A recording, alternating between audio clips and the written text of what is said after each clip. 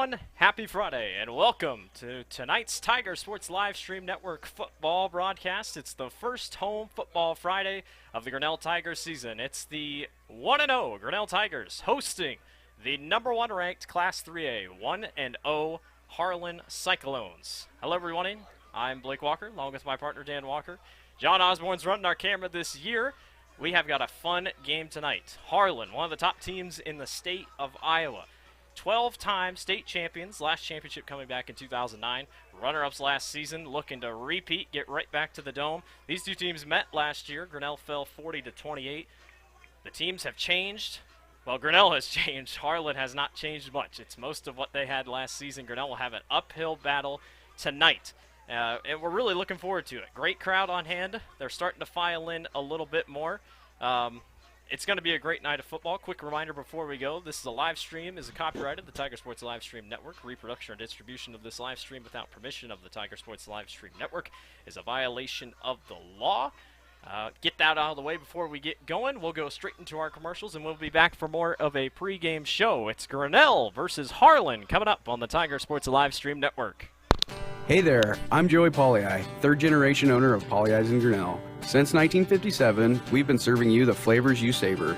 Dine in, carry out, or pick up our frozen pizzas for a night in. Our promise to you? Everything is made from scratch, and we only use the freshest ingredients, guaranteed. Plus, get your kids signed up for our Pags Pals program to get free pizza and shirts. Visit pollyi'sgrinnellia.com or ask your server how to sign up. See you soon at Pollyi's Pizza Grinnell on 5th Ave between Main and Broad Street. Every sunrise offers new opportunities to dream big or to take that next small step. Every sunrise is another chance to build on the one before or to start with a clean slate, because every sunrise is tomorrow's promise made real, and Grinnell Mutual is tomorrow's promise protected. Trust in tomorrow and contact a Grinnell Mutual agent today. The engine makes the power. The transmission sends it to the drive shaft.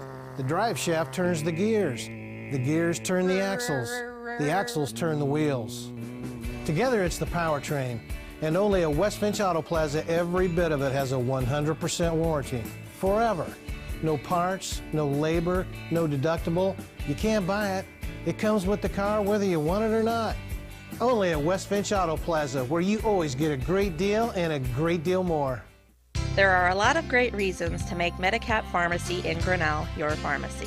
Hi, this is Jennifer Stallman, and if you are like me, you have a busy schedule. So why wait around to get a prescription filled? At Medicap Pharmacy, we can call or text you when your prescriptions are ready. It's a free service that is available on request for any of our customers. Of course, we also have a convenient drive-through, free weekday deliveries, and free mail-outs as well. Just another great reason to make Medicap Pharmacy your pharmacy on Highway 6 West, Grinnell.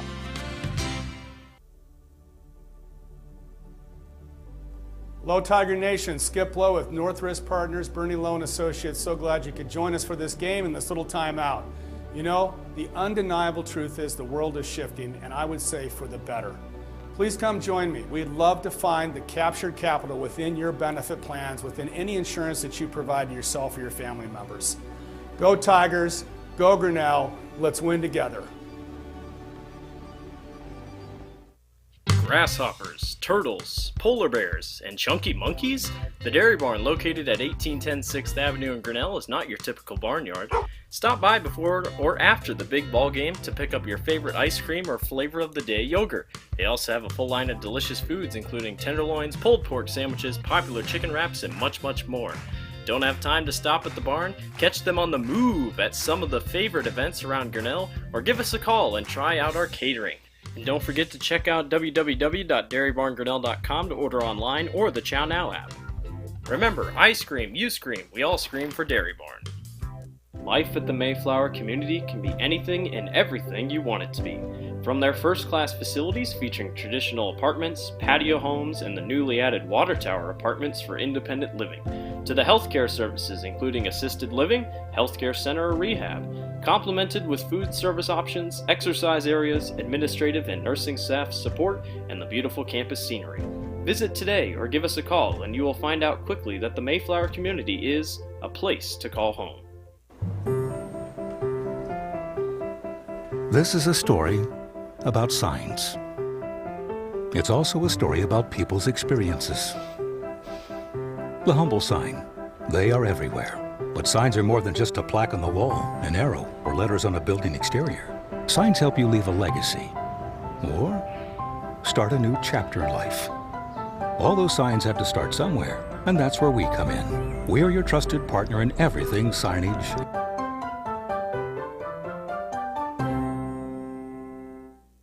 The Tiger Football Club is an organization that assists in the development of young athletes that participate in football in the Grinnell community through different types of fundraising, such as the Grinnell Lift-a-thon and its annual trivia night, bringing community leaders together to raise funds for different types of 7-on-7 travel teams, youth football league, fundraising for the kid captain. The Tiger Football Club would like to say, go Tigers. Grinnell Booster Club supports all Tiger athletics from the middle school all the way up to the high school through fundraising, membership drives, concession stand revenues at all the home events. There are many different ways you can get involved. One, through membership levels from a single, a family, even into the business. There are many attractive levels that you can be a part of this wonderful club. Your membership funds help support uniforms, warm-ups, summer speed camps, baseball and softball batting cages, and the list goes on. You want to be a part of a great group? Join the Grinnell Booster Club today. Hey Tiger fans, this is Blake with the Tiger Sports Livestream Network. We at the Tiger Sports Livestream Network want to help Grinnell High School to recover from these times with less fans in the stands for revenue to help fund the school's athletics. That's why we've set up a Tiger Sports Livestream Network Venmo account. If you want, we would greatly appreciate a donation to help Grinnell High School. It doesn't have to be $5, it doesn't have to be $500. We just want to help our Tiger athletes. At the end of every week, we will send the money we receive to Chris Kaufman and the entire GHS athletic department. We at the Tiger Sports Livestream Network will not keep a single penny.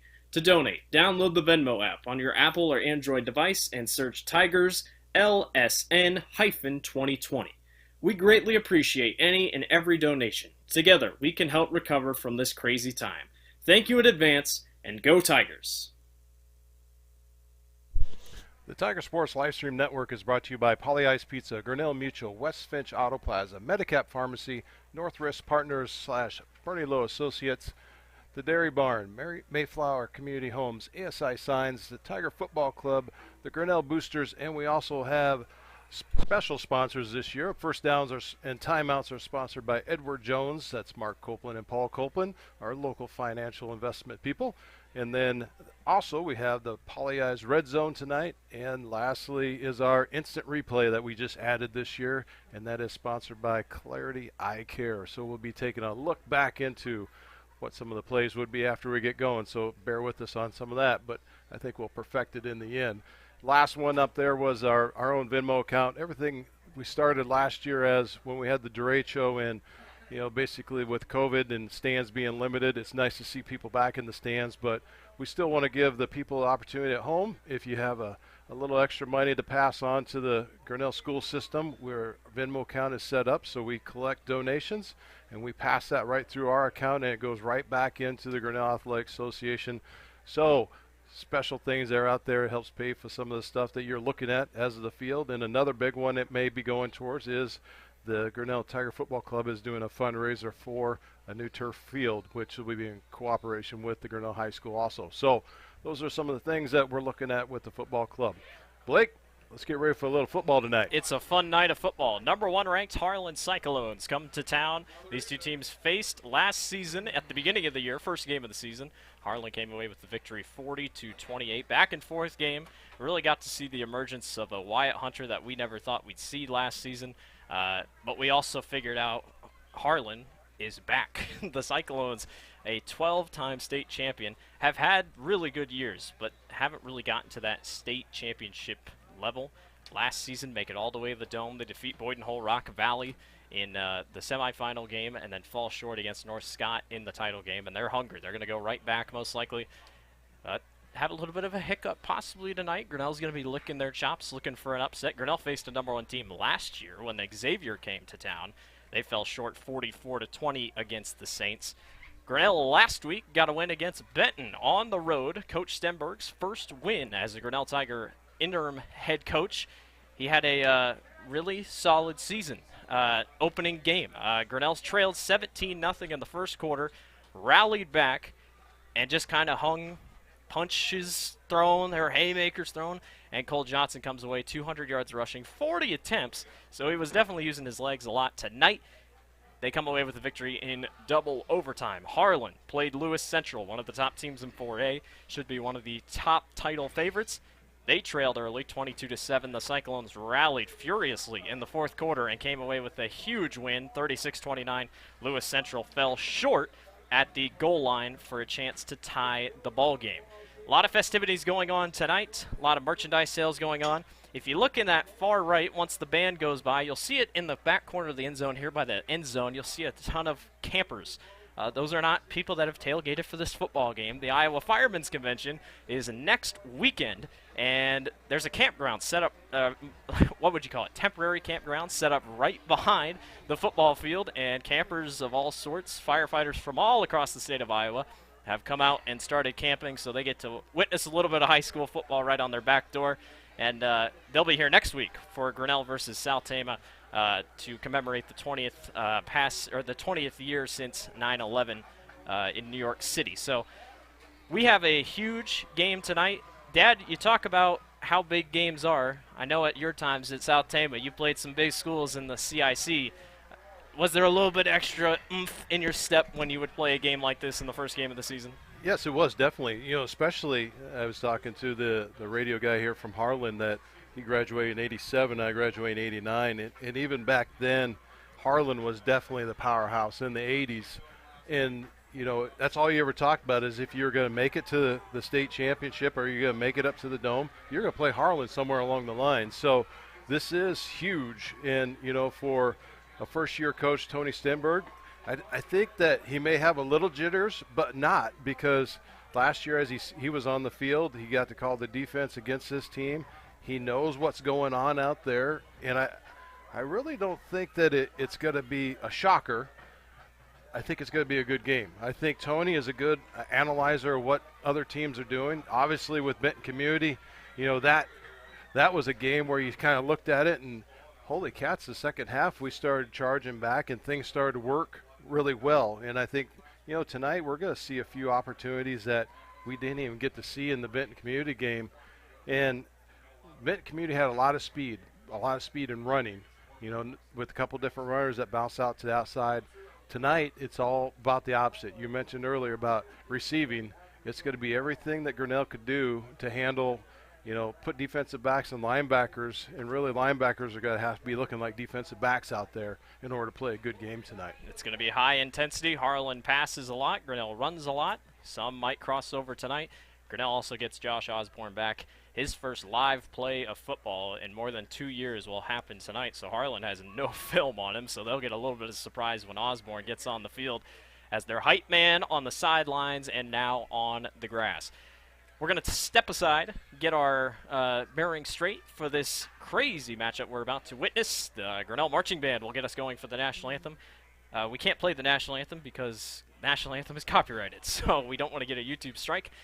We still have 10 minutes till kickoff, get the pre-game festivities back, and we'll be back for the opening kickoff. It's number 1 Harlan against the Grinnell Tigers.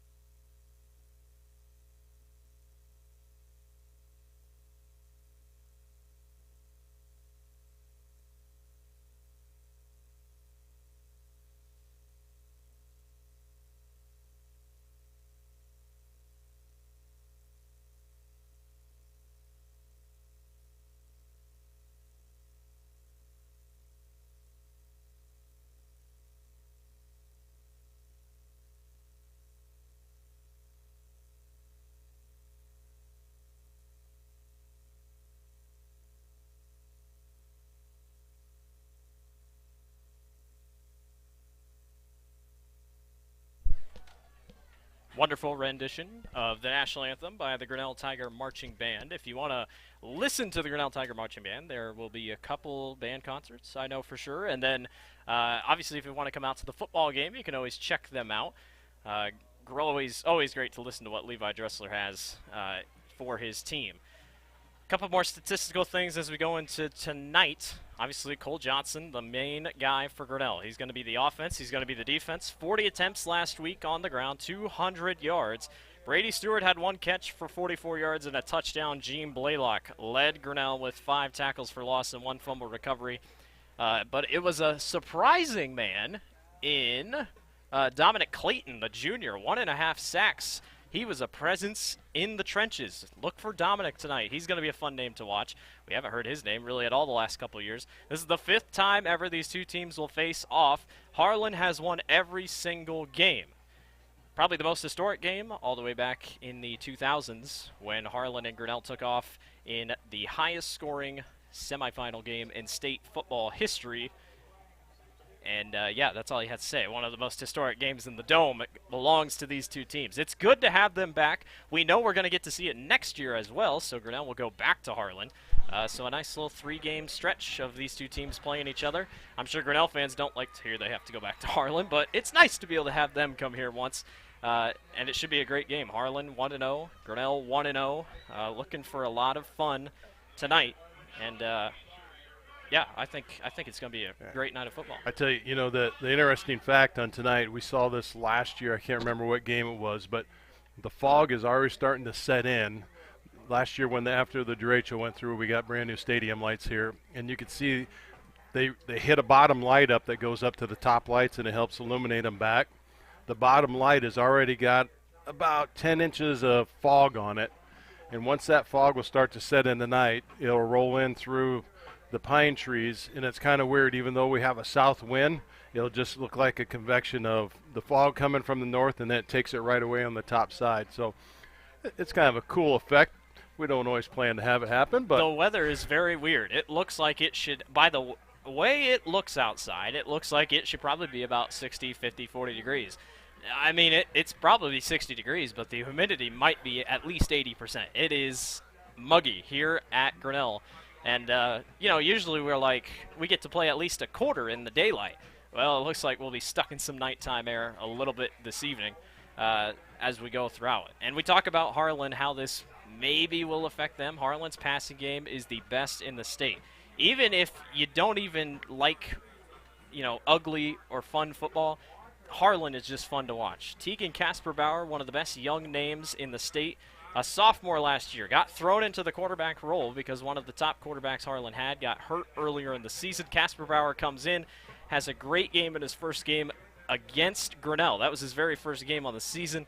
He threw for 269 yards and 3 touchdowns. 4 touchdowns last week, 357 yards, 1 INT. Last season, 2,553 yards in the air, 24 touchdowns, 19 picks.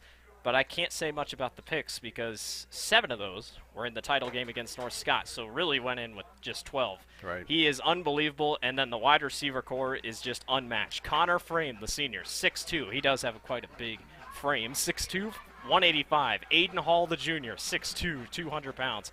Joey Moser, Harlan's ideal form of a Rondale Moore, 5'7", 150 pounds. And then a new man on the block, Jacob Birch, number 83, almost a tight end. Didn't play much last season. The junior is 6'1" at 225. He had 9 catches for 119 yards last week in the win against Lewis Central. And then we can't go without talking about Will McLaughlin, the 6'3 junior, 225 pounds. He is a monster on the defensive side and on the offensive side. Struggled last week, 7 carries, 14 yards. Lewis Central was able to keep him quiet. We'll see if Grinnell can do that. But Colin Book ran all over Grinnell's defense last week, so the Tigers will have to adjust tonight as the night goes on. We'll see how this game progresses. Harlan's about to run out of the quote-unquote tunnel. Can I just say I've always loved Harlan's uniforms because they have never changed. Harlan's uniforms probably still look like they did all the way back in the 90s. And you can always appreciate tradition. And tradition is exactly what Harlan is. Population of roughly 5,000. Is it Shelby County, I believe, if I'm not mistaken. And out of the Hawkeye 10 Conference, Grinnell out of the Little Hawkeye Conference. Obviously, that doesn't matter when we get to football, but these two teams pretty even in terms of programs, school size, both in Class 3A, both looking to get a huge win tonight to kick off week number 2. And here come the Cyclones. About the same size, I would say, as Grinnell in terms of team population. Their freshman team got a 14-6 win earlier this evening over the Grinnell Tiger freshman squad. And the Tigers, I think, are coming down the tunnel to the sound of Back in Black. If you're a Hawkeye fan, you've been cranking that for the last 24 hours getting ready for tomorrow's game. We are ready. Tony Stenberg leading his team out. Couple seniors on this squad that really have formed Grinnell. Lost a lot last season, but able to return, get that big monkey off their back last week with a 37-34 win in double overtime on the road against a Benton squad who is fast, who is physical, who is tough. One of just several great games tonight. We'll be keeping you in touch with others. Pella's taking on North Polk. Nevada taking on West Marshall. That's a good game. A lot of good games all across the state and all across Class 3A and 4A. Here come the Tigers of Grinnell.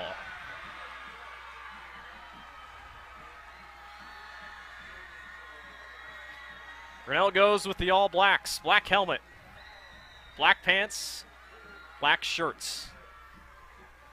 It's a blackout. Blake, we got to get a shout out because we don't necessarily have a sideline reporter, but we do have my son and your brother Tyler Walker. Tyler Walker, he's down there in the end zone. He's going to be taking pictures for us this evening. He's doing all of our social media promotions and the fancy things you see pop up every once in a while. So together, Tyler and Blake take care of all that stuff.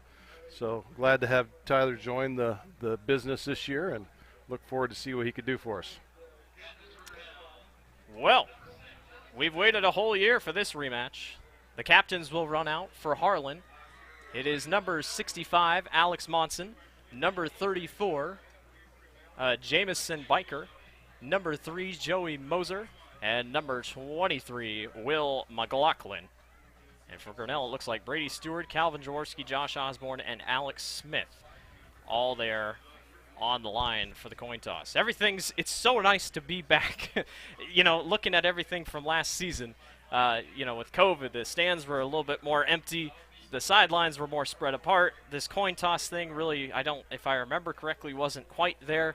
It's just nice to have everybody back. The student section is in the student section position. The marching band is back.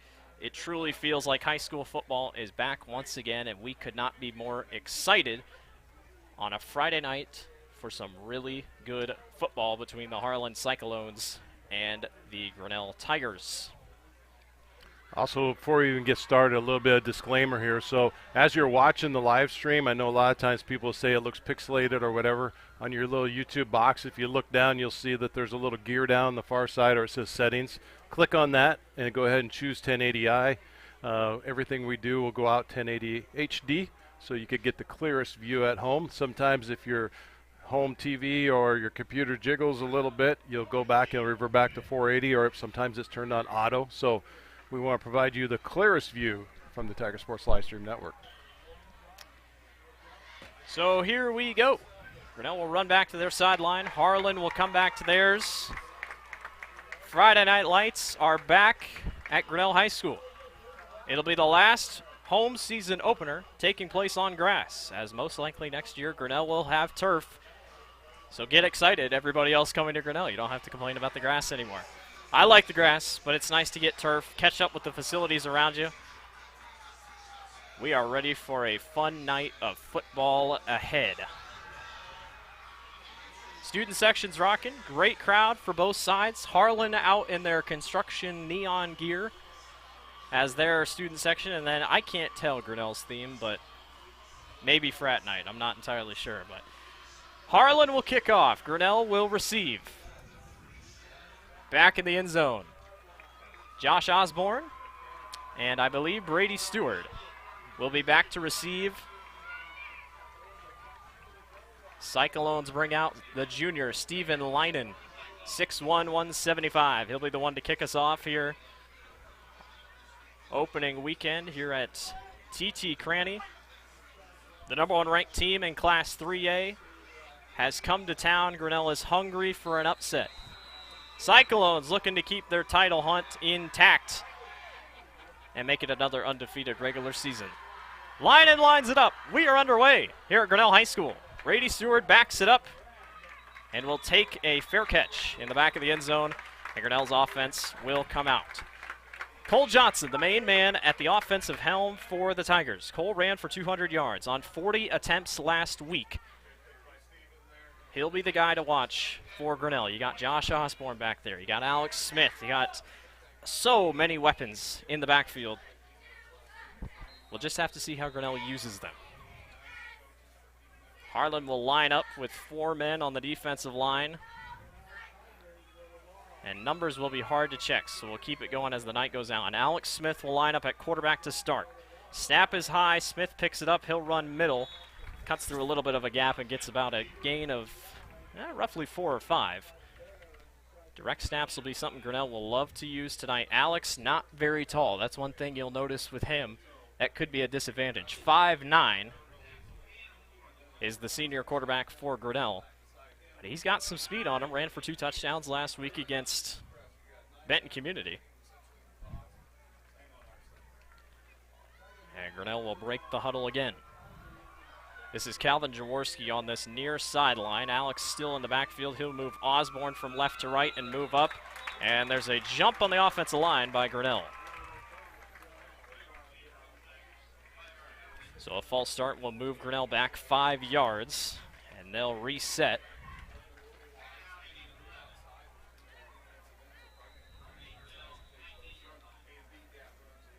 So we move back, 2nd down and 11. From the 19 is where they're going to count it.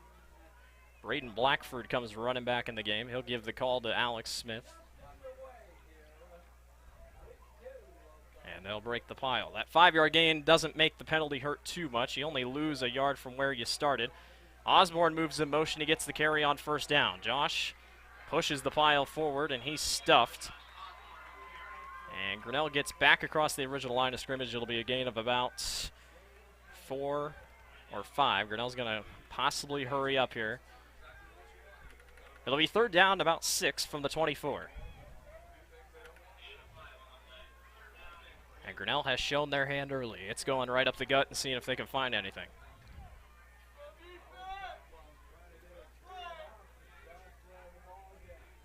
Harlan again with so many key defensive players. You look at Aiden Hall, the tall safety back there. He could be a problem. Grinnell puts 2 wide receivers out right. They move Osborne in motion. Smith, false start again. And it is a rough first drive for the Tigers. 2 costly penalties early.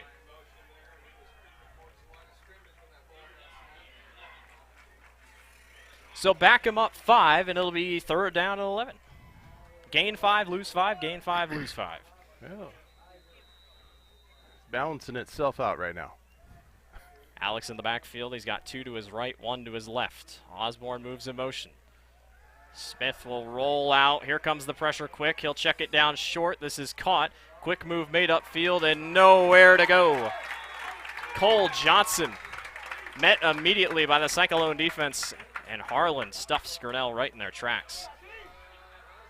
Well, the pressure up front was the reason Harlan got there. Smith was running out of time quickly and threw a very awkward pass. And the Cyclones defense stout on their very first drive. Joey Moser and Connor Frame back to receive the punt. Calvin Jaworski will be the one to send it, as the Cyclones get a huge stop on the very first drive thanks to 2 penalties by the Tigers. Nice job by Jaworski. He gets that one away. It's a wobbler. This could be a dangerous one. It's going to fall flat, not get past the 50, and the Cyclones will set up shop at about the 43-yard line. Well, the wind is somewhat blowing towards the north. I'd say about northeast. Not very heavily, so the wind wasn't helping, but Harlan was able to get a little bit of pressure off the edge there. Blake, we're just a couple minutes into the quarter, but I forgot to throw up there. Our quarters are sponsored tonight by Brent Nichols State Farm. Thanks to Brent for sponsoring every quarter this season. Tegan Kasperbauer In at quarterback. And it's William Kinkle behind him. And we got a offsides. It's either going to be false start or in Grinnell. Or an offsides on Grinnell. Yeah, encroachment. So Grinnell already off to a struggling start. 3 penalties for the Tigers already. And in games like this, can't do that much if you're Grinnell. Casper Bauer runs back in with the play. The Cyclones will break out. Grinnell's DBs are going to have a tough time tonight. The 2 6'2" tall wide receivers, Birch and Hall, are on that far left side. It's Connor Frame over here on the right, guarded by Calvin Jaworski. It's a handoff. McLaughlin gets a block. McLaughlin to the corner, and he is tackled down by Calvin Jaworski. And there's Will McLaughlin, the big playmaker for the Cyclones in the running game. He's going to be a tough one to tackle as the night goes on.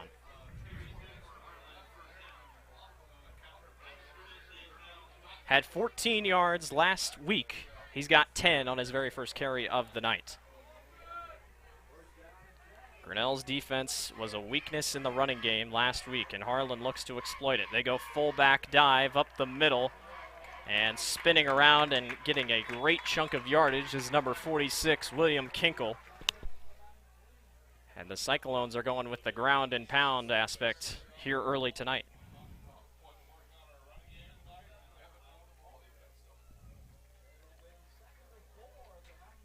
Harlan usually known for their passing offense. We all know that. But when you're running like this and Grinnell's rush defense is not as good, why not keep trying it? Casper Bauer to Kinkle again. And Kinkle works his way up the middle. That's going to be enough for a first down. And the Cyclones move again. No resistance up front by Grinnell so far.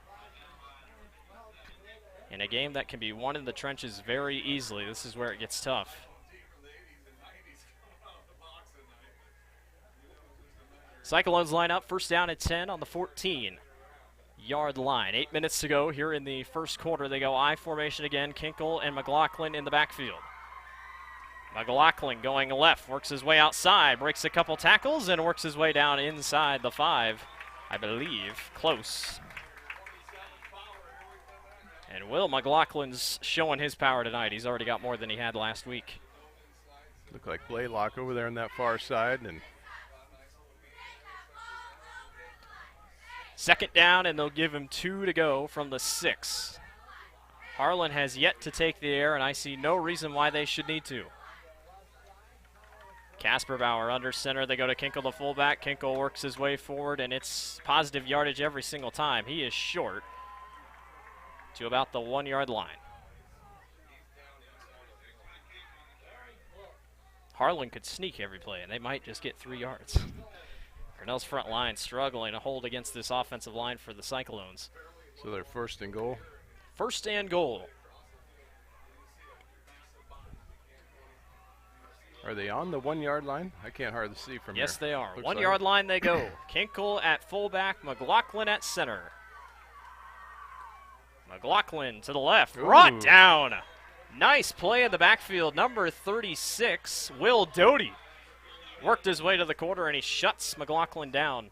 Tell you what, the Benton Community game, Will had a couple nice sticks like that too. So nice linebacker stun over there on that side.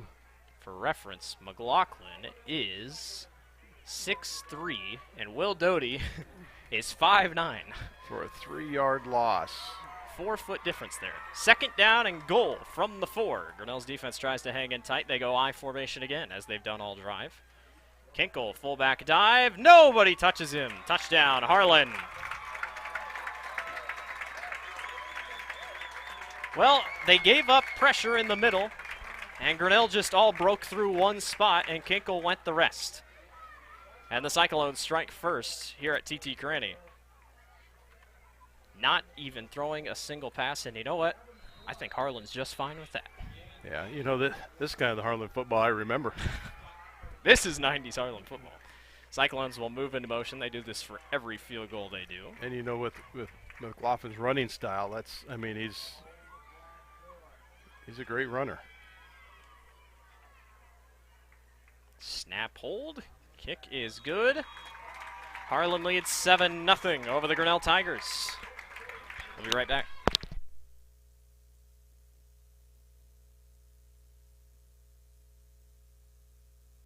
There are a lot of great reasons to make Medicap Pharmacy in Grinnell your pharmacy. Hi, this is Jennifer Stallman, and a locally owned pharmacy provides you with personal service from folks who know you and your good health needs. We accept most insurance plans, including most of the Medicare prescription drug plans. And we are there to answer all of your healthcare questions. So why not make the switch to a locally owned and operated pharmacy? Medicap Pharmacy in Grinnell on Highway 6 West. The Tiger Sports Livestream Network is brought to you by Medicap Pharmacy. It is Grinnell trailing Harlan 7-0. Cyclones force a quote-unquote 3-and-out for the Tigers. And Harlan, who has been pass heavy all of last year, all of the first week, says, we're not even going to pass the ball. Running all the way, and it's working to perfection. Brady Stewart says, I'll take it fair here in the end zone.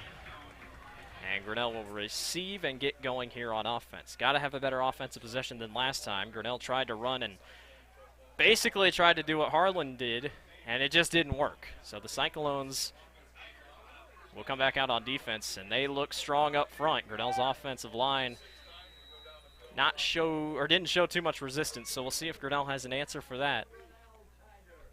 As it looks like Alex Smith again will be the one at the QB helm. This is Blackford here on this near side. Handoff up the middle and into a herd of traffic is Josh Osborne. And he gets about a gain of 1 or 2.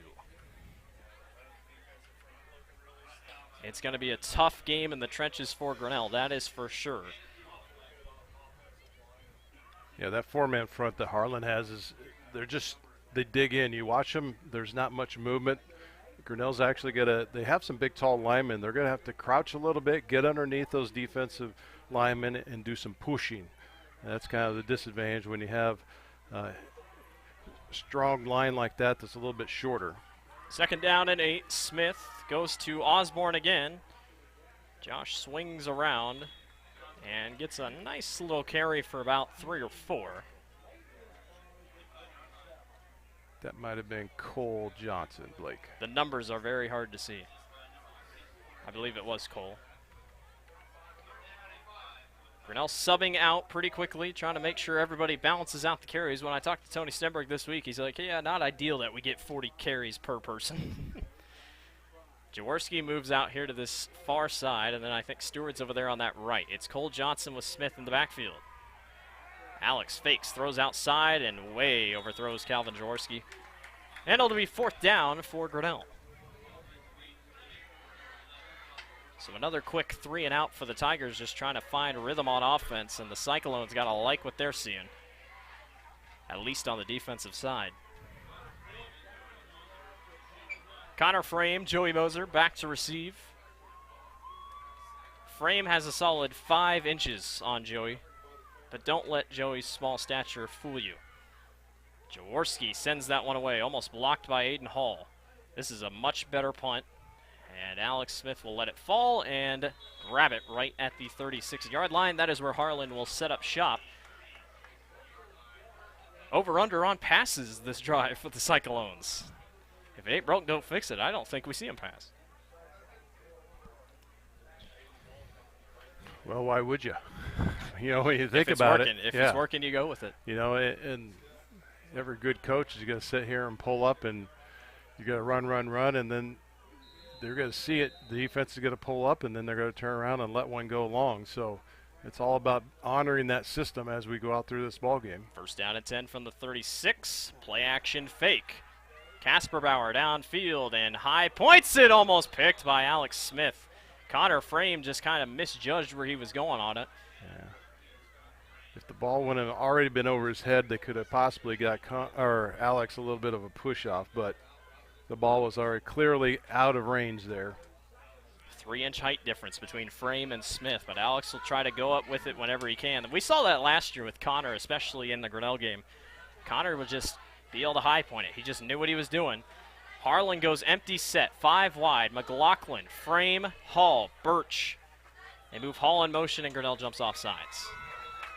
They're going to get this one on number 57, Nick Brennicky. And the Tigers give the Cyclones 5 free yards. That time Harlan was ready to go in the passing game. There was a motion move by Aiden Hall, so keep an eye out for him. Now it's Birch here on this far side, or near side, and Moser and Frame out to the left. Kinkle in the backfield, Casper Bauer in between him and the center. Casper Bauer back to throw. Pressure coming, he checks down short, caught by Birch, upfield and out of bounds, first down Cyclones. Looked like Grinnell goes zone that time to try to counter on the offensive attack. You know, just because we could do this, Blake, let's see a quick clarity eye replay. You got it? Right here it is. Yeah, it looked like just a short little play to the right and not much going on with it. Under center is Casper Bauer. Frame comes in motion. McLaughlin, the toss to the left. Breaks through a quick tackle, and McLaughlin spins forward. First down. Or close, actually. Bear with us as we work through our instant replay. New tool. It's our new toy. Glad we could add instant replay this year. It'll be rough for the first game, but we'll pick it up as we go. Second down and 2 from the 39. 3:37 to go in the quarter. Grinnell trails Harlan 7-0. Kinkle, the middle fullback dive, and Kinkle's been working hard tonight. He gets caught in a scrum. He's got to have enough for a first down, and the Cyclones move the chains.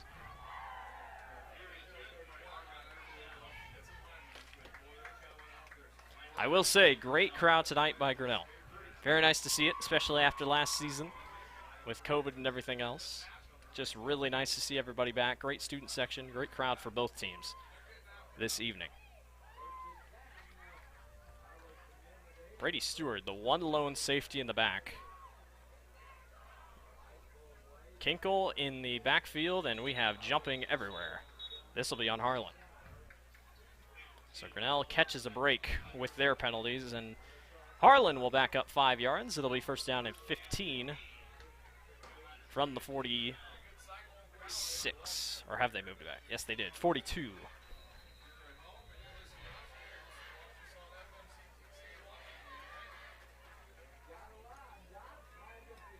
I formation look again for the Cyclones. Casper Bauer under center. He'll go handoff to Lucas Stanley. Stanley runs into traffic and is pushed down. Still got positive yardage. And a new face in the backfield with Stanley back there. Stanley, a senior, plays fullback / linebacker, 6 foot, 190 pounds. Give a little bit of a break back there. McLaughlin comes off. Got to think possibly a pass here on second and a longer 13. 2 wide receivers, Birch and Hall here to the right, Moser and Frame to the left. Casper Bauer back to throw, pressure coming, lobs this one downfield, wide open, caught in stride, touchdown, Aiden Hall, and the Cyclones extend the lead. Beautiful pass on the money, Aiden Hall did the rest, and Harlan extends the lead over Grinnell.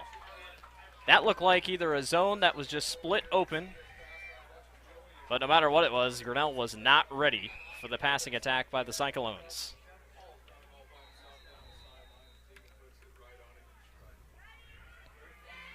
Harlan will line up for the PAT. They'll move in motion.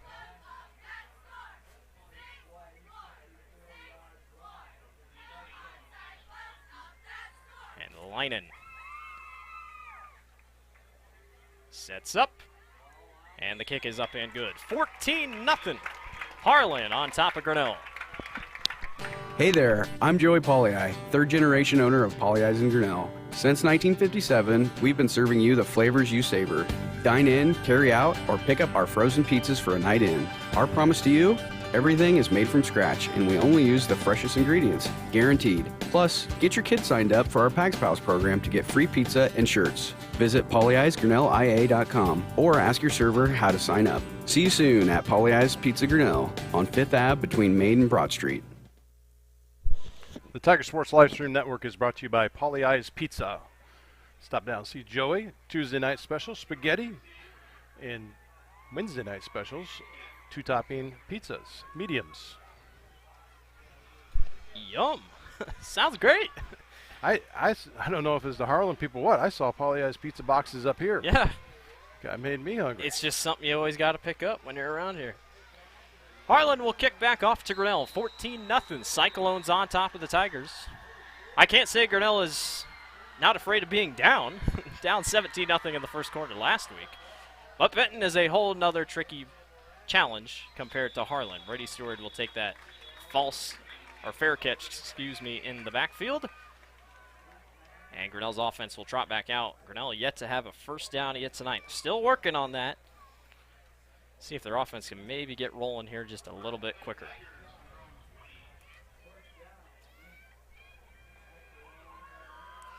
Harlan scored last drive. Casper Bauer to Aiden Hall. One of the 2, 3, 4 many deadly connections the Cyclones have to see in the air, that's for sure. And it was a great throw by Casper Bauer. Smith in the backfield for Grinnell. He takes the snap, goes right to Osborne, or Cole Johnson, I believe. Cole Johnson, and falls forward.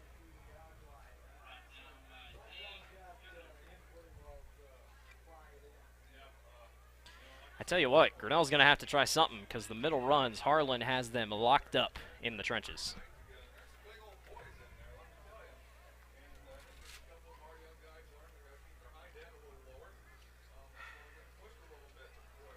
Galvin Jaworski checks in for Grinnell. Not really much of a hurry-up offense Grinnell is built into. A lot of just set from the snap, get your bearings straight, and run it. And Stenberg's a Hawkeye fan, so that would make sense that he'd run an offense like that. Smith fakes the pitch, rolls out to his right. Alex throws quickly downfield, and it is intercepted, but out of bounds. And guess who? Aiden Hall makes an incredible grab, but too far out of bounds. Dangerous throw by Smith, almost into double coverage. That was a run on top of each other. I mean, they both had their hands on the ball, but Hall is just in the right place there. If he would have been a foot in, he possibly could have had that, taken it right down the sideline. Harlan's defensive ends making their presence felt here early. That is for sure. 3rd down and 9. Grinnell yet to get a first down yet this evening. Trying to sneak one right here. 3rd down and 9 for the Tigers. Back to throw is Colin Gibson. He loads downfield, one-on-one shot, and just out of reach for Brady Stewart. But that's another man you'll see in the backfield. Colin Gibson, really nice arm for Grinnell. He'll put it where it needs to go, just not enough on it that time. He'll come out of the ball game, and the Cyclones will get ready to receive the punt. Good throw, though. Great throw. Moser and Frame back to return. They've yet to return one tonight. They've all fallen flat in the grass. Calvin's got to be careful. Aiden Hall is screaming off the edge every time. There's a muff punt. Hall decides not to go. Moser backs up, takes the snap, or takes the catch, works his way through. Here goes Joey Moser with the block to the right side. Moser down the sideline. Jaworski to beat, and he does. Touchdown, Cyclones. The little man, Joey Moser, looking like Rondale Moore. And Harlan extends their lead 20-0.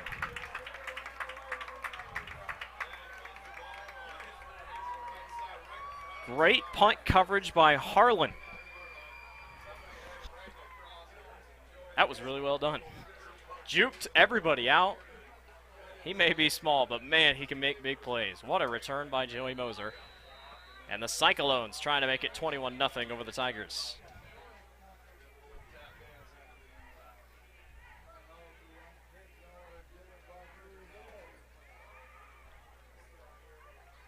Linen, snap, hold, kick is good. 21-0. Harlan is the #1 team in the state, and they're looking like one right now. Grinnell trails. Every sunrise offers new opportunities to dream big or to take that next small step.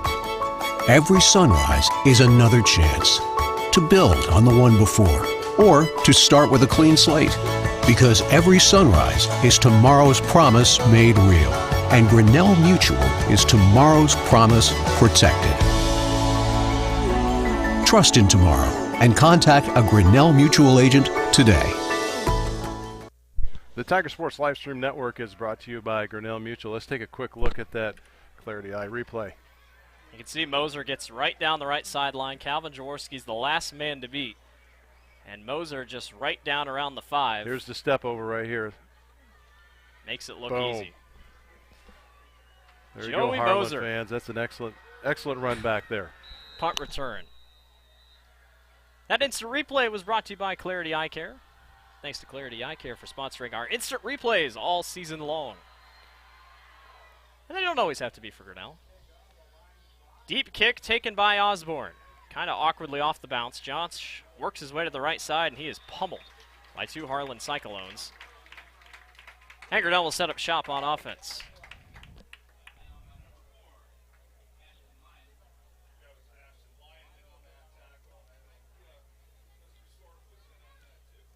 Three drives for the Tigers, 3, 3, and outs. No first downs for Grinnell as we close in on the end of the first quarter. Still looking for that offensive spark. They got Jaworski out here far side. I think Johnson in the backfield. They'll go handoff to Johnson. And he's spun down for a gain of about 2 or 3. Gotta think Cole isn't not sore this week after 40 carries, which I believe was either second most or most out of anyone in Class 3A. It's close. We don't count 8-player at all because 8-player is a whole different breed of football, but he was a workhorse, let's just say that. Second down and 6 from the 21 for the Tigers. Smith fakes, goes short. Here's Osborne on the flats. Or no, this is Will Doty, excuse me. Doty works his way upfield, and there we go. The first down of the home season. And it's brought to you by Edward Jones.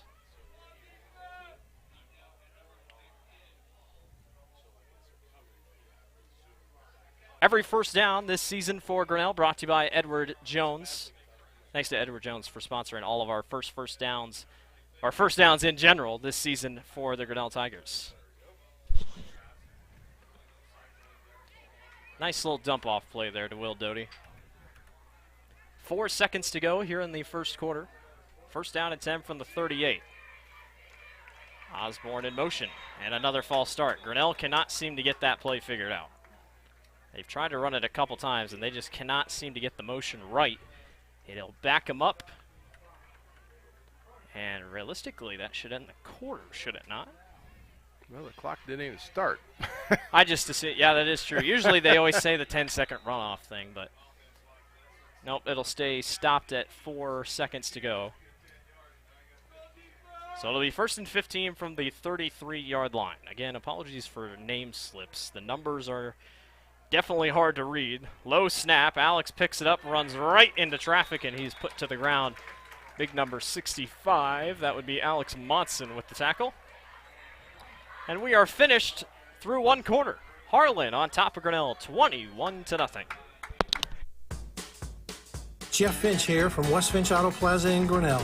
We normally go to the auction to restock our used cars and trucks, but prices have skyrocketed. If we're going to overpay, we'd rather overpay our friends, neighbors, and past customers. Bring your vehicle in for a quick 20-minute appraisal. You can either take the cash, trade for a different vehicle, or walk away. In some cases, your vehicle may be worth more than you paid for it. See us at West Finch Auto Plaza in Grinnell or online at westfinch.com.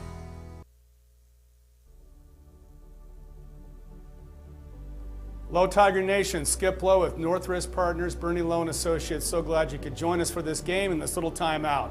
You know, the undeniable truth is the world is shifting, and I would say for the better. Please come join me. We'd love to find the captured capital within your benefit plans, within any insurance that you provide to yourself or your family members. Go Tigers, go Grinnell, let's win together. The Tiger Sports Livestream Network is brought to you by West Finch Auto Plaza and North Risk Partners with Bernie Lowe and Associates. Welcome back to the second quarter, which is brought to you by Brand Nickel State Farm. 21-0. Harlan on top of Grinnell. The Cyclones have come out steaming early. First it was a little touchdown run by William Kinkle. Then it was a long pass from Tegan Kasperbauer to Aiden Hall. And then a punt return for a touchdown by Joey Moser. Notice all three of those names are huge names on the Harlan offense. You could pinpoint anybody's name on Harlan's offense, and they are for sure a playmaker. I want to thank everyone for watching so far tonight. Over 100 viewers on the stream.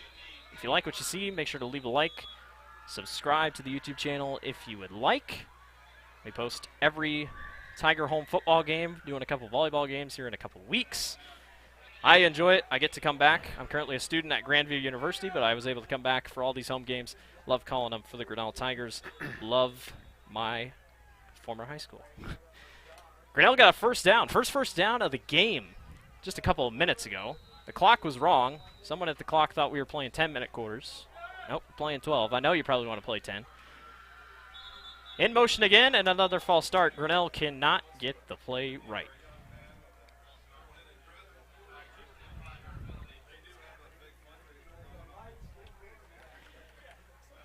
So, Dad, tell me, what's going on with that play? What's going wrong with it? Football Insider. Well, right now, I don't know if it's anything wrong with the play. Someone's moving early. Yeah, they're either trying to get a harsh count, or they're running a harsh cadence, and people just don't know what they're going on. So, unfortunately, it seems like we're getting backfield movement more than we're getting line movement, which usually on your harsh cadence, that's where you get from your linemen. And there it was again, far left-hand side. 50, Blaylock jumped on that one. So I think that's what the case is. They're getting a harsh cadence, and they're just not holding steady there on the line. Harlan's sideline almost saying, yeah, let's do it. It's easy. Grinnell I haven't kept track of penalties. I'll check with Jeremy, my stats guy here at halftime, but it is quite a bit of penalties so far for the Tigers, and it has been costing them early. 2nd down and 24 is the count. Gibson, short check down pass. This is caught, and a couple men miss, breaking free. Nice play upfield. That is number 9, Rhett Nagel. Nice tackle by Garrett Assman. 6'1" linebacker back in there, made a tough hit. Rhett was able to kind of break free. He gets 3 yards, and it'll be 3rd down and 19 from the 20, 30, 31, I think. 31, 32.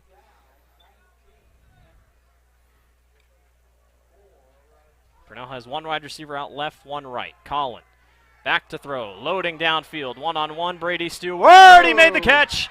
Was he in bounds? No, he was not. They are going to say he had a foot out before a foot in. But a really nice play by Brady Stewart on the sideline there. I hate to say it. Colin might just have to be staying in there a little bit. I mean, he's got the arm to do it. It's just if Grinnell wants to keep trying to go deep a couple times and maybe mess a little bit with the defense. Yeah, let's take a quick look at that. Here's that clarity eye. Roll it right back here. We could see exactly where that step was. There was the foot out of bounds. So the clarity eye replay tells us that that was a good call. Deep punt downfield. Moser waves wildly and makes the grab. No return this time, but he'll still take the great catch, and Harlan will come out and start their offense once again, who has had a nice little break since their touchdown to Aiden Hall after Joey Moser was able to return that punt last time. So they've had a nice little break to rest and get their bearings straight. And like Blake said earlier, every replay brought to you by Clarity Eye Care right here. Scott and Kara Collins, stop in to see them right at the intersection of Highway 6 and 146.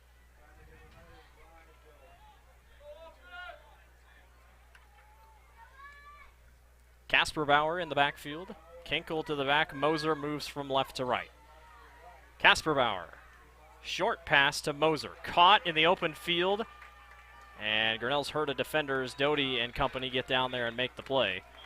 And there's Joey Moser again, just how strong he can be. real-life Rondale Moore. Number 8 over there. Cole Johnson is also in on the tackle. Looking for updates. Xavier up 7-0 over West Delaware at the end of the first quarter. Halftime, Nevada up 21-6 over West Marshall. Benton up against Center Point Urbana 3-0. And Waukee Northwest leads Dowling 10-0. And North Polk leads Pella 8-7. McLaughlin with the carry. McLaughlin runs right. Look out! Will McLaughlin. One-on-one race to the corner. Touchdown, Harlan. There is laundry back all the way here at the line of scrimmage. And it's going to be a holding call, so it's going to be negated. Derek Doty was in a foot race with Will McLaughlin, and he tried his best. But McLaughlin was able to work him off. It's not going to matter in the grand scheme of things. Grinnell catches a huge break. Huge break after a holding call. Grinnell student section chance, you can't do that. That's a bold play when you're down 21-0.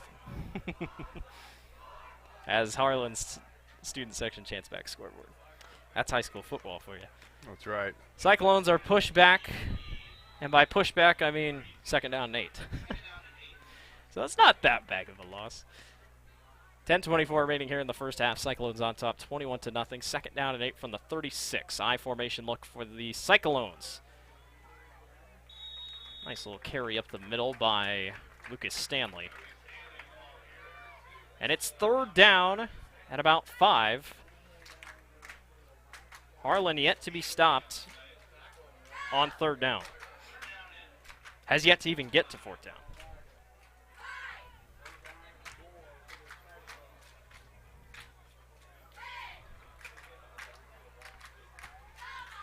Harlan hasn't tried the passing game a ton, but this could be a spot where they do it, or maybe catch Grinnell sleeping. Kenkel moves out way to the right, over the middle, and it is caught. Joey Moser on the slant. Moser works around Osborne. Joey Moser works his way through the defense. He is gone on the far sideline. Touchdown, Harlan.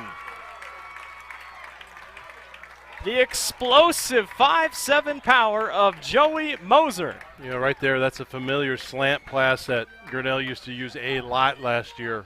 The familiar face of Kyle Dillon catching that ball right across the middle like that. So, nice little play.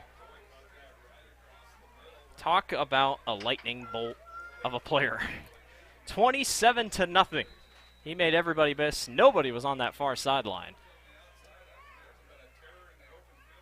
And Harlan will line up to put up the extra point to try to make it a 28-0 ball game. Linen up and good. He has got a leg, let me tell you. 28-0. Harlan leads over Grinnell.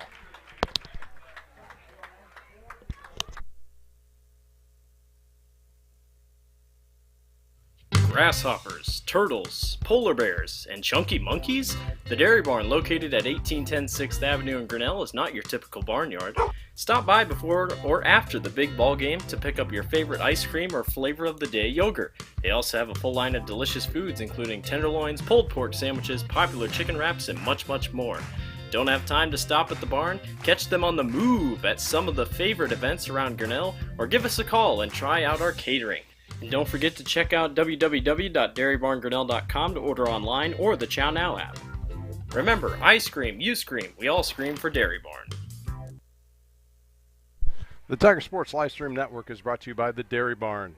Stop in and have some of those ice cold treats and all the mixtures of different flavors every day, every other day of the week. At flavor changes. Stop in and see Jeanette McFarland. She has all the good stuff. Harlan on top, 28-0 over Grinnell. Linen sends it deep, and it'll be taken up quickly. I think Brady Stewart on that far side. He's tripped up, and Grinnell will start in there deep in their own territory at about the 19-yard line. Harlan's offense has been the story tonight. They're scoring in every sort of form imaginable. Joey Moser with 2 touchdowns for the Cyclones. He's been tough to beat. 2 very solid teams going at it. Harlan's just outdoing the Tigers tonight. Harlan gets a tough match next week. Sergeant Bluff Luton. And that'll be a tough one. The Warriors are a possible upset pick for the title in the class as well. They have a really solid quarterback and a really solid offense. And that, again, that's still a little bit of a drive for Harlan up just, Sergeant Bluff. That's Sioux City, isn't it? Yeah. Or just on the outside of Sioux City. Osborne runs into a herd of defenders. Gets about 2, 3, or 4. Grinnell sticking with that most of the night, not really trying to go outside. They've tried to go downfield a couple times, just haven't had success like they did last week against Benton. But who's to say Benton is not really that much different, or very much different, than Harlan. Yeah, I mean, you can't say that Harlan doesn't have quickness, but they have fast kids, and the line execution is just, these backs are finding the holes and taking advantage of it and running the ball hard. Smith in the backfield, snap right. And it's an option play, and the ball's on the ground. Doty, maybe. No, ball's bouncing around again, and Harlan's going to hop on top of it. And it's Cyclone football. That ball was bouncing around a lot. little bit of a rough option play there by Smith trying to get it back to Doty, and Harlan gets the ball in beautiful field position. And the Cyclones looking to really put the foot on the gas here in the first half.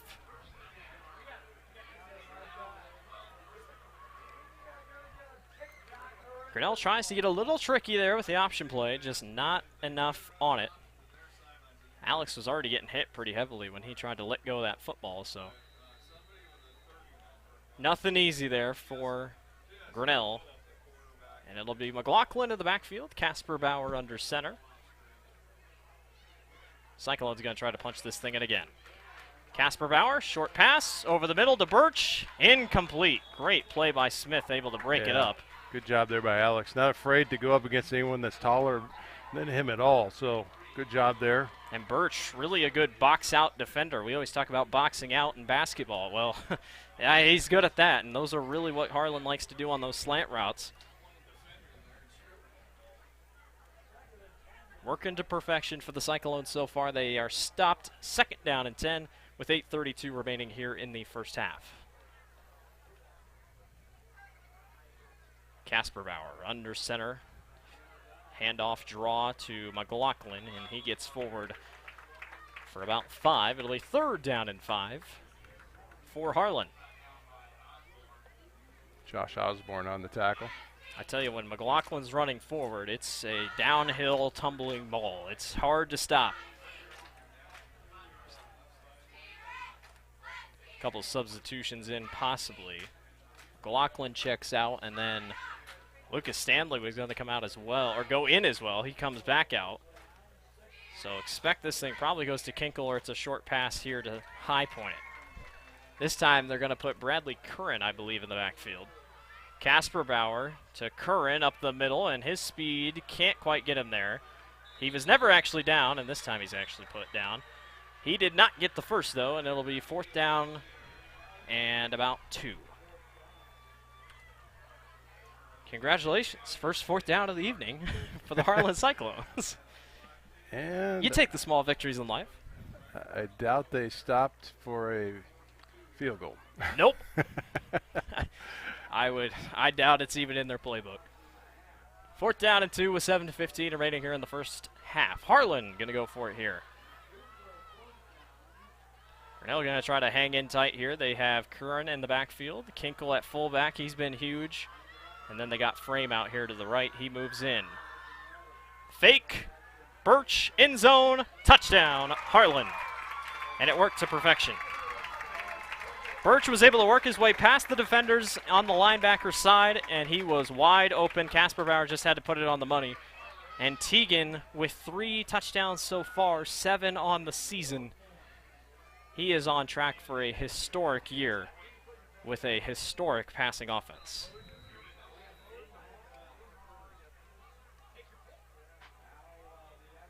We come back after our halftime break. We'll steal some statistics from Jeremy Shapiro, Grinnell Herald Register. If high school fantasy football was a thing, you'd be dumb not to pick Harlan just as your whole team. Linden puts it up and in. 35-0. Harlan on top of Grinnell. Life at the Mayflower community can be anything and everything you want it to be. From their first-class facilities featuring traditional apartments, patio homes, and the newly added water tower apartments for independent living, to the healthcare services including assisted living, healthcare center or rehab, complemented with food service options, exercise areas, administrative and nursing staff support, and the beautiful campus scenery.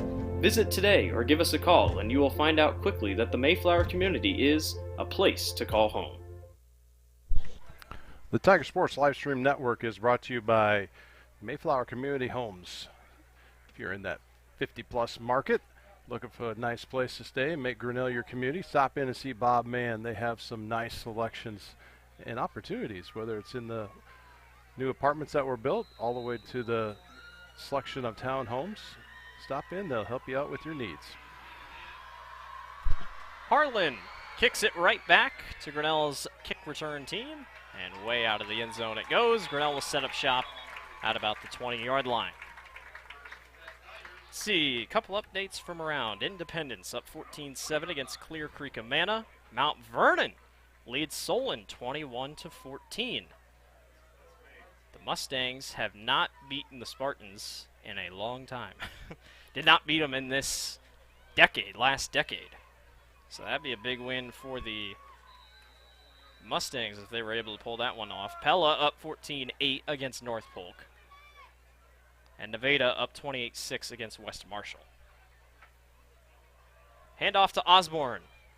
And Josh works his way up the middle. Breaks a couple of tackles and gets forward for about 6 or 7.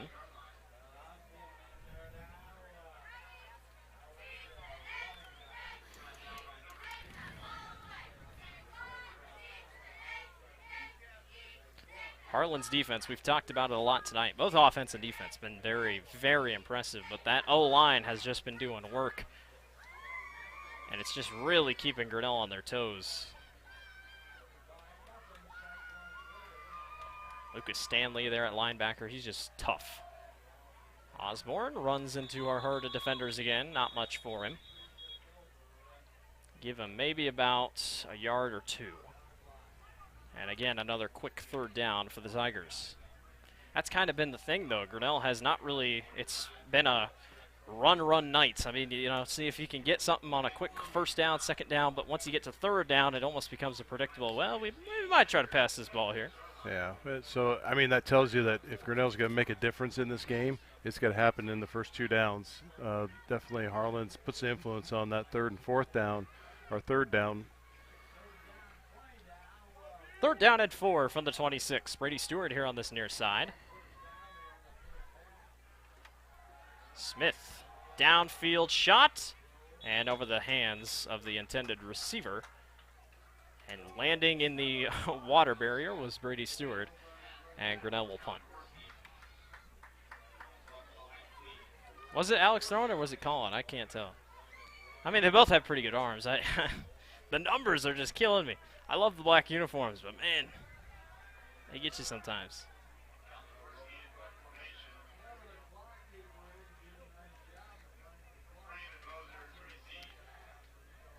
Moser and Frame back for Harlan. Jaworski skies it deep.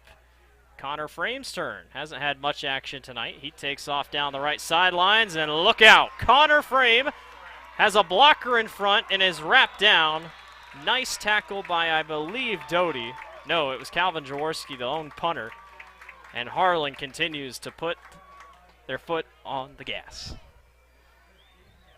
Connor's like, if I'm not going to get the ball on the passing side, I'll just do it in the punt return game.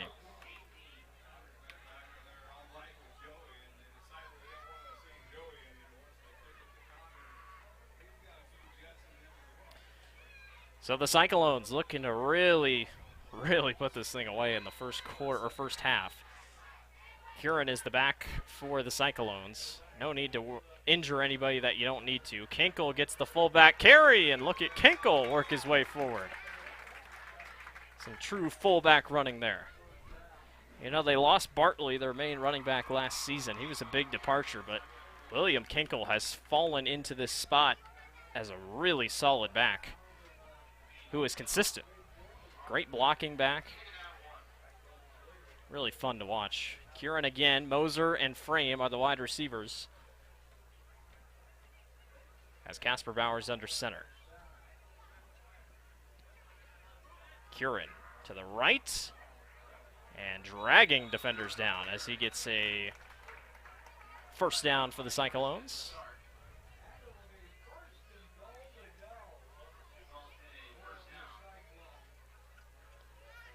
Harlan looking to take a 41-0 lead over Grinnell here in the first half. Grinnell's home opener not going the exact way they would have hoped.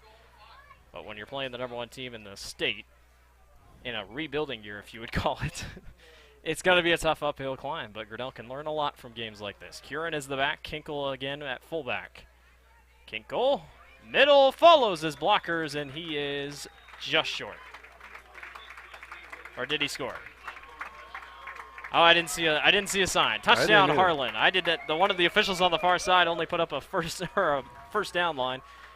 Touchdown, Harlan. William Kinkle. Second touchdown of the evening for him.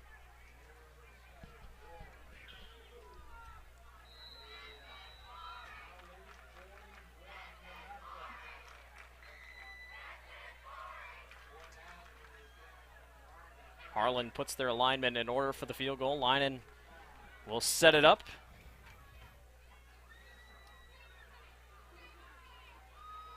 Snap, hold, kick, good. 42-0. Cyclones on top of the Tigers. We'll be right back. This is a story about signs. It's also a story about people's experiences. The humble sign. They are everywhere. But signs are more than just a plaque on the wall, an arrow, or letters on a building exterior. Signs help you leave a legacy or start a new chapter in life. All those signs have to start somewhere, and that's where we come in. We're your trusted partner in everything signage.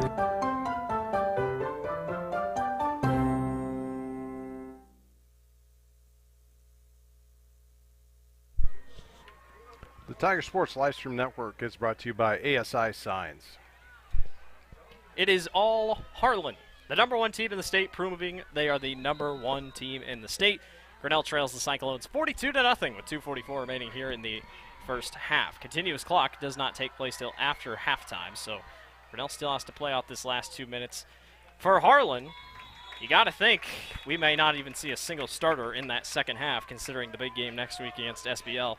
Taking a look at Harlan's district, it is not that difficult. I mean, if Harlan can get through this regular season, I think they could be on cruise control here. After this, SBL, and then Glenwood. Glenwood will be tough, but then Sadell, Atlantic, ADM, Creston, Knoxville. Not really difficult. That's why Harlan schedules such a tough non-conference season, and that's what they're getting. So, always good to see these two. Colin Gibson in at quarterback. He's going to take off and is wrapped down on that far sideline. Might have lost a couple yards, and he did. Colin with the arm on the team. He can get the ball where it needs to go, that's for sure, but his running capabilities, he might tell you, not as good.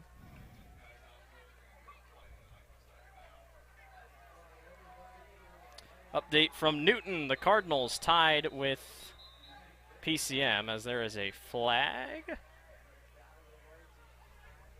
Is there a flag? Or was the play not? I can't tell. Yep. Oh, a legal receiver. So another penalty will back Grinnell up. Update from Newton. Newton and PCM tied 0-0. I tell you, those Newton Cardinals, I'm glad we're not playing them this year. PCM is a tough team, powerhouse in Class 2A. The Cardinals smoked Knoxville last week, and they have a solid, solid team. Moco, Arguello, really good athletes for those Cardinals. Glad they're not on our schedule. Colin Gibson back to throw. Chucks this one down the sideline. Calvin Jaworski tries to readjust, and it's out of bounds. Good attempt, though. Brings up 3rd down and 19 from the 11. Grinnell going to try to get some points here before halftime. Don't want to go in too low. Next week, we'll be back here at TT Cranny as the South Tama Trojans come to town. I tell you what, that's going to be a good game. That is going to be a really good game. Battle of the helmets. Alex Smith rolls, fires, incomplete. A little too low of a pass, I believe, intended for, looks like Rhett Nagel down there. Grinnell comes up short and will be forced to punt it away, and Frame and Moser will run out for the Cyclones.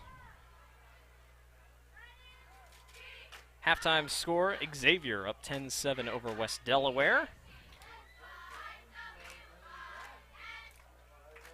Pella up 14-8 over North Polk. The Dutch threatening to score over there. Jaworski sends this one deep. What a punt. My goodness, they're still running back for it, and Frame and Moser will lay off. And that is a beautiful punt. All the way down, 31-yard line is where they'll mark it. I think Joey was like, come on, man, I think we could have taken that. Yeah, and that wind went away, so that is all leg right there. That's Calvin Jaworski's leg for you. Nice job. Highlight of the night. No, it doesn't deserve an instant replay, but, you know. Update from our district, Fairfield up 21-7 over Ottumwa. Tell you what, Fairfield, tricky team. The Register called them a, quote, dark horse playoff contender. I was like, well, yeah, possibly. Clock malfunctions as the clock says we've hit 0. And no, it's not a malfunction. Clock just continued rolling. That is the end of the first half, 42-0. Harlan, it's all Harlan. Cyclones lead over Grinnell. We'll take our halftime break. Be back for the second half. Grinnell trails Harlan 42-0. Hey there, I'm Joey Pollei, third generation owner of Polley's in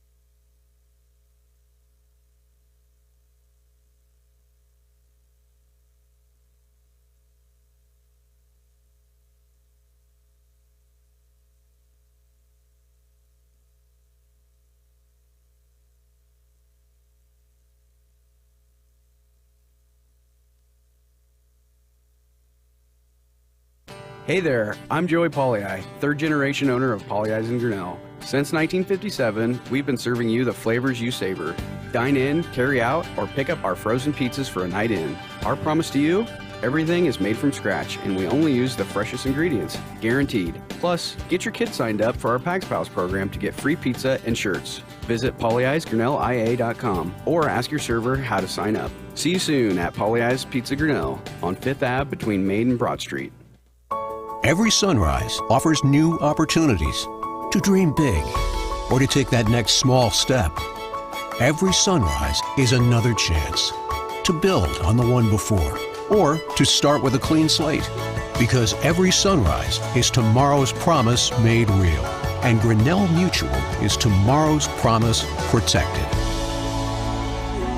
Trust in tomorrow and contact a Grinnell Mutual agent today. The engine makes the power. The transmission sends it to the drive shaft.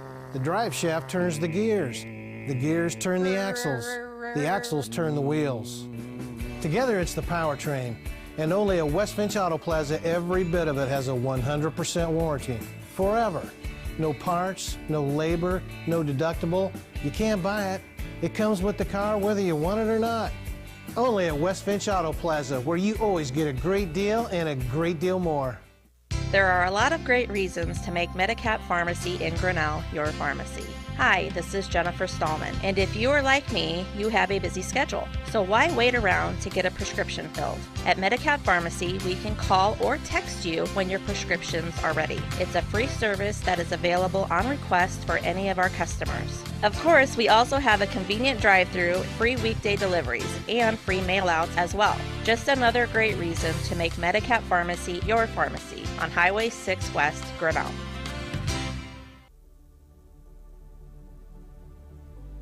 Hello, Tiger Nation. Skip Lowe with Northwest Partners, Bernie Loan Associates. So glad you could join us for this game and this little timeout. You know, the undeniable truth is the world is shifting, and I would say for the better.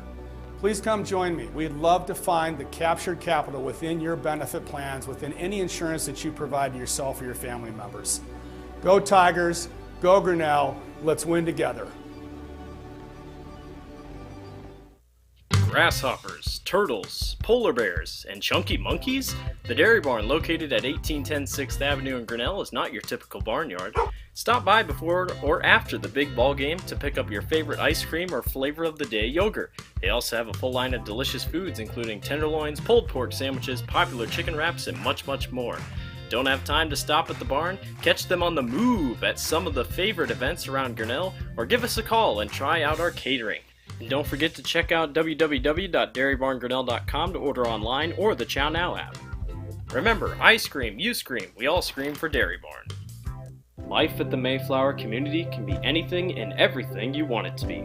From their first-class facilities featuring traditional apartments, patio homes, and the newly added water tower apartments for independent living, to the healthcare services including assisted living, healthcare center or rehab, complemented with food service options, exercise areas, administrative and nursing staff support, and the beautiful campus scenery.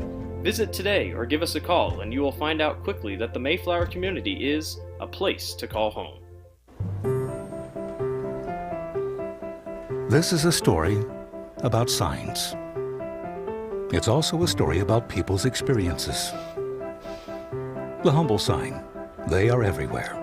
But signs are more than just a plaque on the wall, an arrow, or letters on a building exterior. Signs help you leave a legacy or start a new chapter in life. All those signs have to start somewhere, and that's where we come in. We're your trusted partner in everything signage.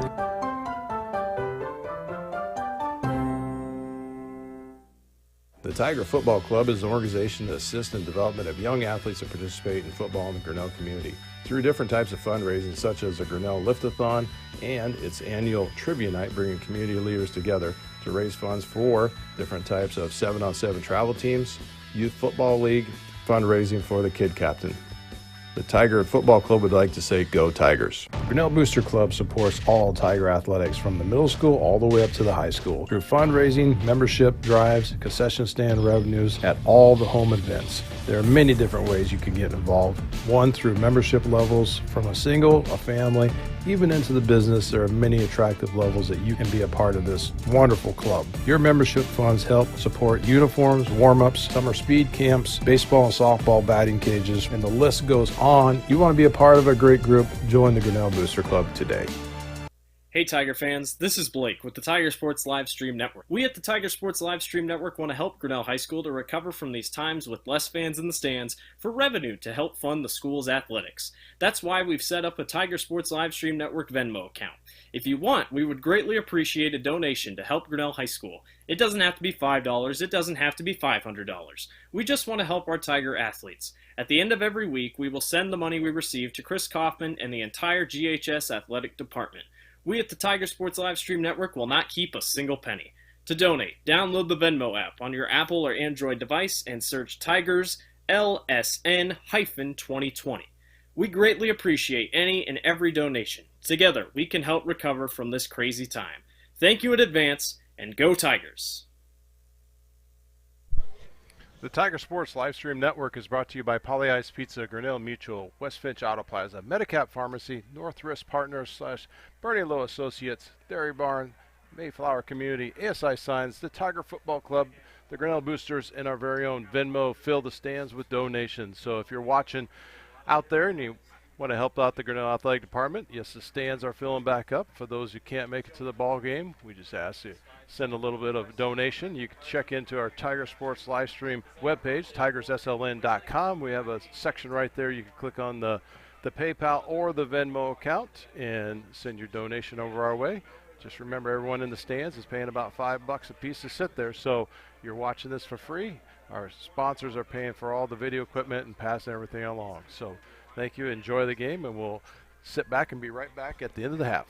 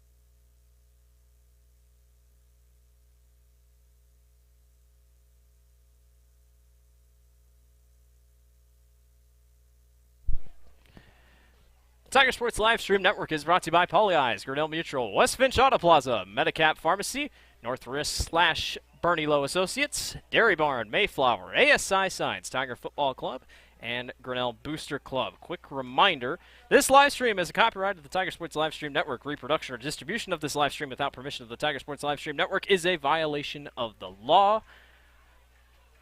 You'll hear more about it in the next couple days. Grinnell trails Harlan 42-0. And the Cyclones looked like the #1 team in the state. There is no doubt about that. Harlan good in the air. Tegan Kasperbauer has been great. Joey Moser's been great. Punt returns. Grinnell has just yet to find their footing. And if I'm correct, John, I think it's 1 first down the entire game. Maybe 2. It has not been the night Grinnell has been looking forward to at all. But we'll just have to see. Grinnell will come out, still try to keep their head up here in this second half. And it looks like number 18, Will Arkfeld, sophomore, 6'1", will be taking the snaps at quarterback this half. I would personally not expect at all a single starter of Harlan to play, maybe on the offensive line. But when you have SBL next week, highly, highly doubt we are going to see any offensive starters for Harlan the rest of the way. They have done their due diligence and have pretty much wrapped this thing up. It will be continuous clock. So the only time the clock stops are touchdowns and penalties. Everything else moves. I always think, this is off topic, but basketball, continuous clock, I feel like it's weird when the continuous clock goes through the free throws. It's like, I could just take my time on free throws. Harlan next week goes to Sergeant Bluff Luton. Grinnell is home against South Tama, the Battle of the Helmets. The rivalry game comes back to Grinnell. We kind of get lucky of how the schedule falls because last year we technically were at home against South Tama, but we had to go to Marshalltown because of our field damage due to the derecho. But we still got a home game out of it, quote unquote, and we get to come home again. So not too bad. We'll take it as you will, and we'll enjoy it. We'll enjoy this second half, shall we? Football is football. It's great to have high school football back at full force here in the state of Iowa. And Grinnell and Harlan will get ready to go. Harlan does get the ball back here in the second half, excuse me. This quarter is brought to you by Brent Nichols State Farm. Thanks to Brent for sponsoring all the quarters of the Tiger Sports Live Stream Network. Let's hope for a couple more first downs, shall we, so we can get Edward Jones in there. Even get a timeout in Let's for him. get a That'd be timeout. great. Our red zones are sponsored by Polyize. We're sorry, Joey. We have yet to see a red zone trip yet tonight. I can guarantee you will see. When we see a Poly red zone, that's what we're going to see right there. So we will probably see one. I think we still will see one tonight. Grinnell's just going to have to get some stuff figured out on offense. Harlan's going to run their second team most of this second half. At least I believe so. And we're going to get ready to go for the second half. It's Grinnell and Harlan. If you're wondering, it's still hot. It's still muggy. Boy, it is. It's a weird combination of weather. It looks like it should be freezing out, but it is not. So, for the first time tonight, Grinnell will kick back off. Calvin Jaworski's been solid on his punting duties. A couple other score updates. Nevada up 28-6 over West Marshall at the end of the third quarter. They're already in the fourth quarter. Must be nice. And Ankeny Centennial leading 14-0 over Ankeny. Joey Moser will take it back from the goal line. Moser works his way to the right side of the field, and Joey makes a couple men miss.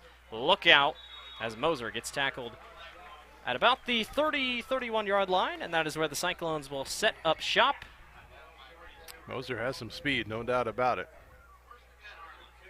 Number 18 is the man at quarterback. Will Arkfeld, the sophomore quarterback, 6'1", 160 pounds. He's going to have a couple of his top wide receivers with him. Aiden Hall is out there. Connor Frame is out there. So just going to try some stuff at quarterback and see if Arkfeld can get his toes wet.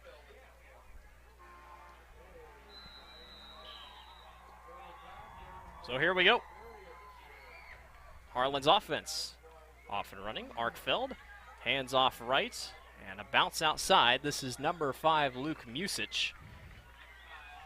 And Music gets upfield for a gain of about 2 or 3. So a couple new names in for the Cyclones, that's for sure.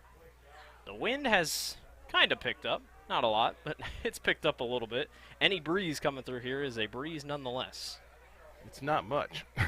No, it is not much. It is not much.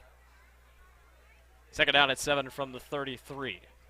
Arkfeld hands off, middle, and the fullback bounces around. Big hit there. That is number 27. Blaylock. Oh, 50. Noah Schmitz in there at fullback. Blaylock put the boom on there. Usage checks out.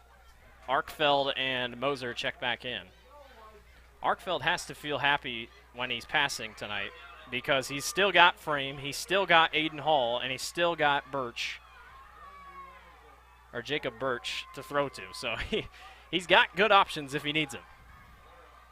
Schmitz in the backfield, and Arkfeld has to stop as there is a false start, I believe, on the offense. Nope, it'll be on the defense. So another penalty. Grinnell had 8 penalties in the first half, 9th right there.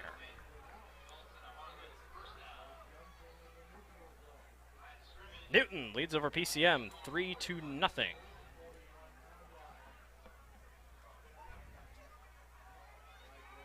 Tough game over there. First down and 10 from the 41 after the penalty.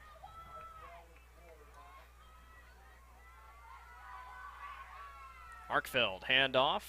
This is Music. He spins his way through a tackler and gets upfield for about 8. Again, another small one. Music just 5'9". A senior for the Cyclones, but he's going to be tough to tackle, especially with his size. He's not going to be easy. It'll be fun to see how he's able to snake around here for the Cyclones. Second down and 3 from the 48 upcoming.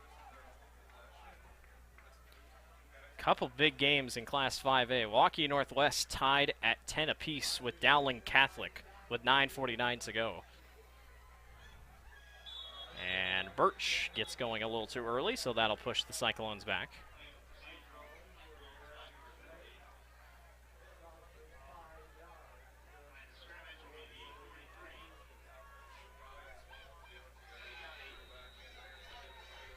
Second down at 8 will be the new spot for the Cyclones.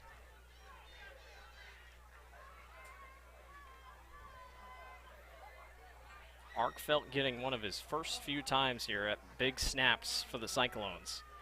Didn't see the field last year. Quick snap. He'll check down short. This is caught by Music. There's a flag in the back, and I think we're going to get roughing the passer on Gene Blaylock. I look over and I see the flag, and the quarterback is down, so Arkfeld got it enough, and Gene Blaylock cost Grinnell 15 yards. 10th penalty of the night for the Tigers, and that is not the only reason you're down, but definitely a big reason why Grinnell has just kind of pushed their way out here, losing opportunities. It started 2 penalties in the very first drive.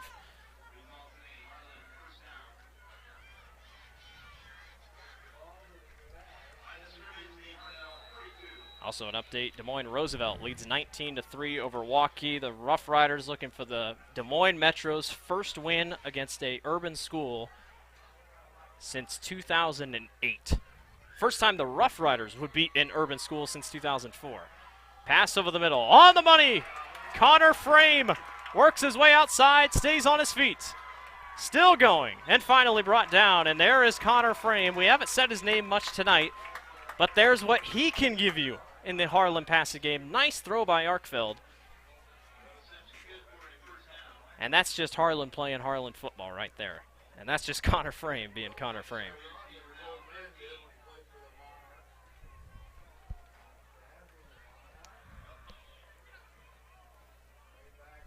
First down and 10 from the 13. 7:42 remaining here in the third quarter. Pitch out to Music. Music has wheels. He gets to the corner. Can he get a good block? Cuts inside. Goal line. Touchdown. There is a flag, though. And this one will probably be coming back.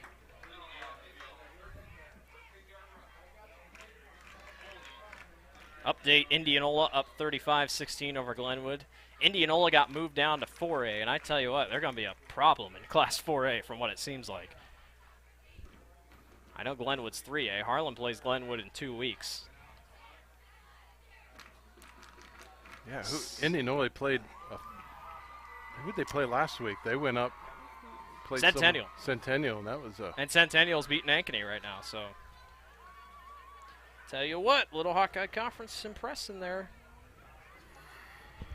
And if you're a Big Ten fan, Michigan State's up 14-0 against Northwestern. Friday night Big Ten.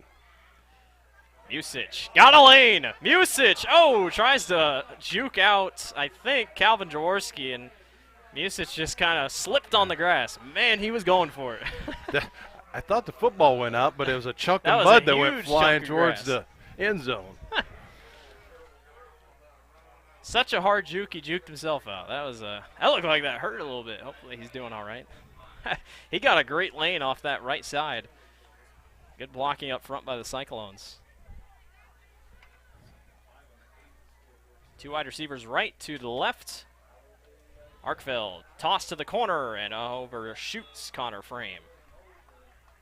That was Tristan Stark, the junior, there at cornerback for the Tigers.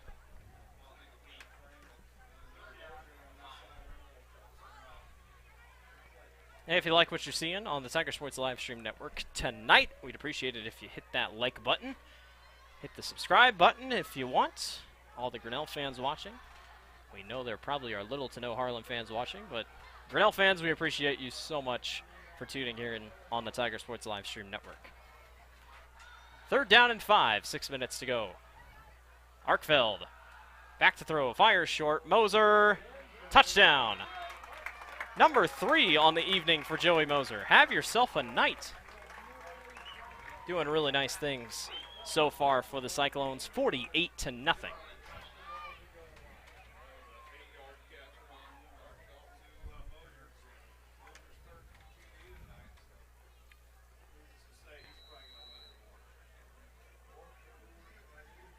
Linen will set it up. Cyclones will get ready for a field goal here. And thanks to continuous clock, that drive takes 6 minutes and 7 seconds off the clock. The art of continuous clock, I tell you what. It makes an evening go fast. And I think we're going to have a false start. Grinnell was trying to get a little too anxious to go block that kick. And it is offsides on Grinnell. 11 penalties for the Tigers so far.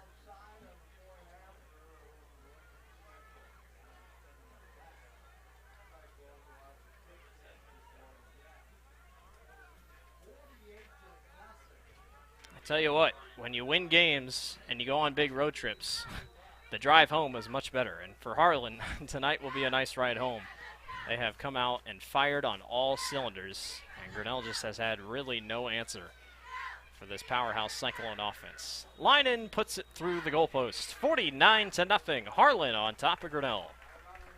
Hey there, I'm Joey Pollei, 3rd generation owner of Polley's in Grinnell. Since 1957, we've been serving you the flavors you savor. Dine in, carry out, or pick up our frozen pizzas for a night in. Our promise to you? Everything is made from scratch, and we only use the freshest ingredients, guaranteed. Plus, get your kids signed up for our Pags Pals program to get free pizza and shirts. Visit polleisgrinnellia.com or ask your server how to sign up. See you soon at Polley's Pizza Grinnell on 5th Ave between Main and Broad Street. The Tiger Sports Livestream Network is brought to you by Polley's Pizza. There's a bug just flew in front of my face. It's that kind of night. Harlan will kick off 49-0. They lead over the Grinnell Tigers. Continuous clock is initiated here as the Cyclones have done everything right tonight. Grinnell just looking to get some positive gains from tonight, learn from tonight, and reset for next week's big game against South Tama. Deep kick. Brady Stewart will take it, and it will be a fair caught in the end zone. He's only been able to return one so far tonight, and the Grinnell offense will trot back out for the first time. Xavier up over West Delaware, 17-7. Xavier going to make me look silly. I chose West Delaware today.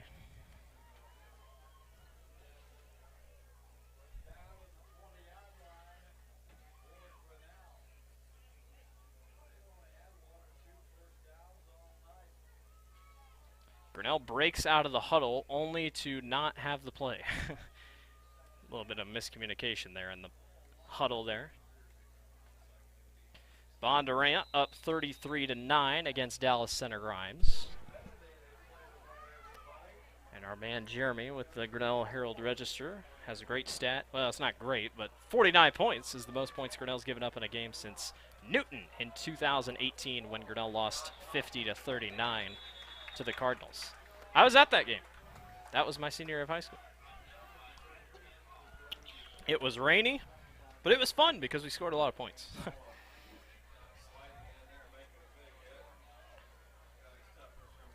Second down and 7 from the 23 for the Tigers.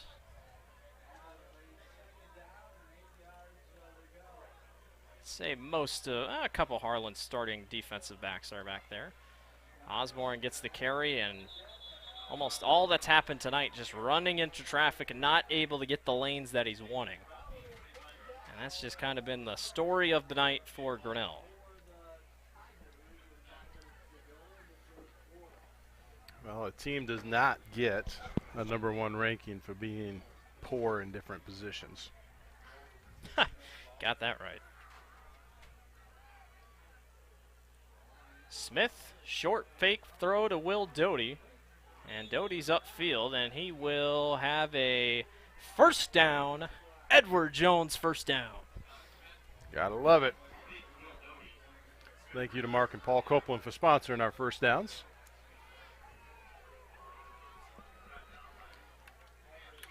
Now trying to get something going. Osborne works his way up the middle. And the thing I've noticed tonight, Harlan's ends are just always in the backfield. About every single time Grinnell is, anytime they run it, anytime they pass, Harlan's ends are just getting there quickly off the edge. And Grinnell, they did lose a lot on the offensive line. Obviously, Dodge Stouser now at Iowa State, he's a big loss there at that tackle position. But if you're a defensive line, your interior two guys are doing the job. Right. Your defensive ends, your linebackers are going to slide. They're going to hold their position. Josh Osborne brought down the backfield.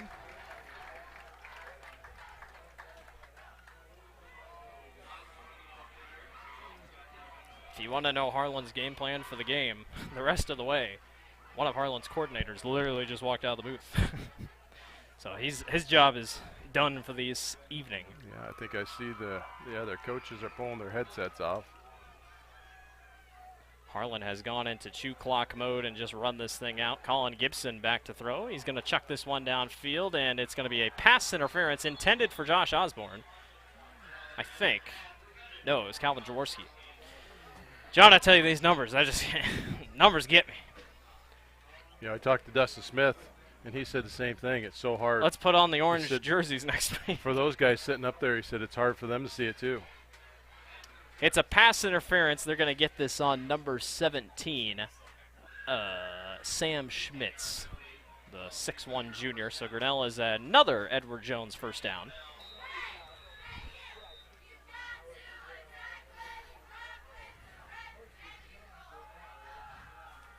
Gibson again downfield. Calvin Jaworski can't get it again. And there's another pass interference by Schmitz.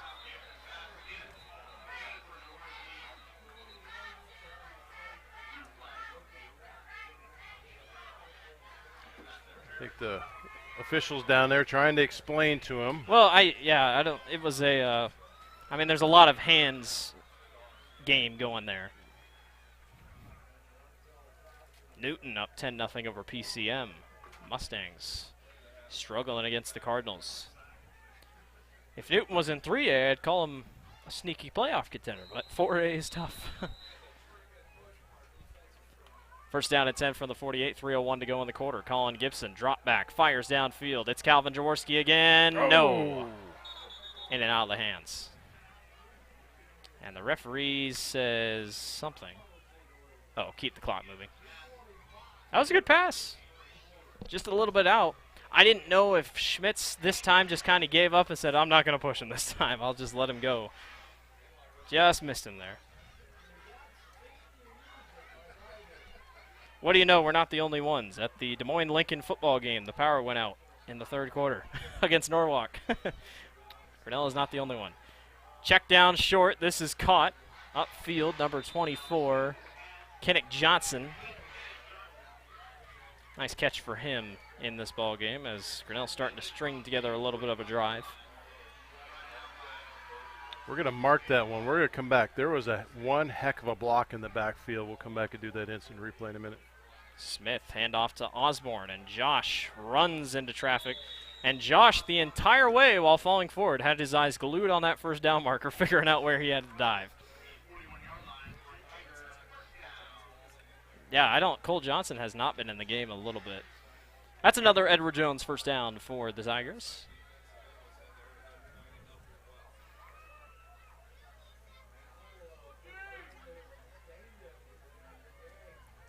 Toss back to Osborne. He runs left, blocking up in front. Josh cuts his way back inside and is upfield for about a gain of 5 or 6.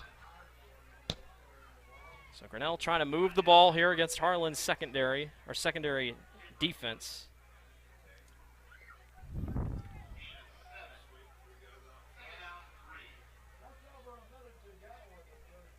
Second down and 3, 1:04 remaining here in the third. Gibson, short pass, caught, upfield, first down. Brady Stewart with the catch. Another first down brought to you by Edward and Jones.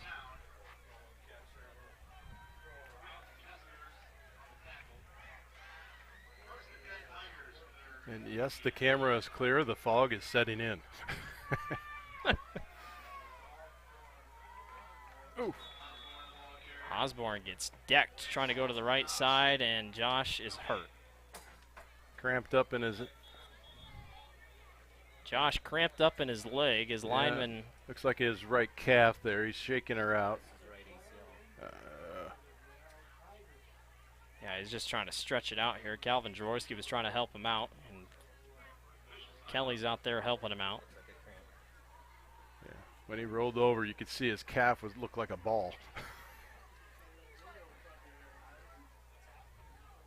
Josh obviously these last couple years had trouble with injuries. He's been strong through them, worked through them, ran well this track season. And he's going to hop right back up and walk off towards the sideline. John, what injuries has your son had?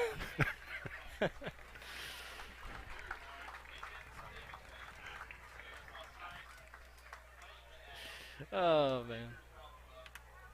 Josh is okay as he walks back to the sideline, just a quick cramp. And in this heat, that's just kind of how it is. I mean, this is weather for a cramp, and it stinks, but it's just kind of how it is. All right. We talked earlier about Tyler Walker, my son, Blake's brother. Him and Josh ran on the state 4x2 team, so got to know Josh quite well. Gibson over the middle. Calvin Jaworski caught it. He says he hangs on, and that is a catch. He was nailed, and it was bobbled, but he was able to hang on to it. It is Grinnell's first trip into the Pauli Eyes red zone, and it is a first down brought to you by Edward Jones. There you go, Joey Pauli Eye. I tell you what, I love Colin Gibson at quarterback. That's a quick pass, and we're going to go in the fourth quarter. To the fourth quarter we go. Continuous clock making this game move along. 49-0. Grinnell trails Harlan. Every sunrise offers new opportunities to dream big or to take that next small step. Every sunrise is another chance to build on the one before or to start with a clean slate. Because every sunrise is tomorrow's promise made real. And Grinnell Mutual is tomorrow's promise protected. Trust in tomorrow and contact a Grinnell Mutual agent today. The Tiger Sports Livestream Network is brought to you by Grinnell Mutual, and Grinnell Mutual also reaches out and sponsors our scoreboards all season long. So thank you to Grinnell Mutual for your strong sponsorship of Tiger Sports right here in Grinnell, Iowa. Welcome to the fourth quarter. Harlan on top of Grinnell, 49-0. Grinnell trying to stick it in the end zone here before the game comes to an end. Harlan has waved not the white flag. They have not surrendered, obviously. Grinnell has kept their foot down trying to get a score, but Harlan, all their coordinators have made their way to the field just on cruise control here for the rest of the game. Grinnell trying to punch this thing in. Smith fakes to Johnson. He'll check down short. Kinnick gets to the edge and is wrapped down inside the 5. It'll be second and goal. Or no, that was Will Doty back there. Again, numbers are tough.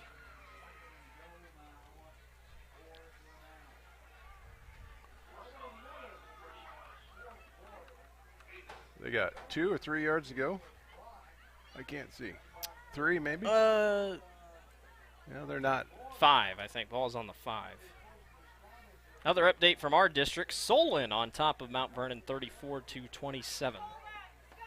That's another quarterback I'll be really excited to watch, Blake Simmons. Tossed to the corner of the end zone and pushed out of bounds. It's going to be pass interference. But a heck of a grab by, who was that? Was it Brady? I can't tell. Again, the numbers are killing me. Wait till he turns. It's Calvin Jaworski. Yeah, Kelvin has that right leg sleeve on, so that's kind of a. That's your giveaway. It's a little easier way to. Not that it's easy. It's tough. Hey, a historical streak has been broken. Des Moines Roosevelt defeats Waukee, and the 128-game losing streak against Metro schools is over for Des Moines Metro. That's a touchdown in the corner. Colin Gibson to Brady Stewart, I believe. Colin, you're making a good case for quarterback, sir. What a throw. On the money into the corner of the end zone. And Grinnell gets a nice little boost of confidence on a very difficult night. But that's a nice sign. Colin was quite excited about that, and for good reason. Grinnell sneaks into the end zone for the first time this evening. Calvin Jaworski will line up and try the extra point. And it is good. 49-7. Grinnell scores. They trail Harlan.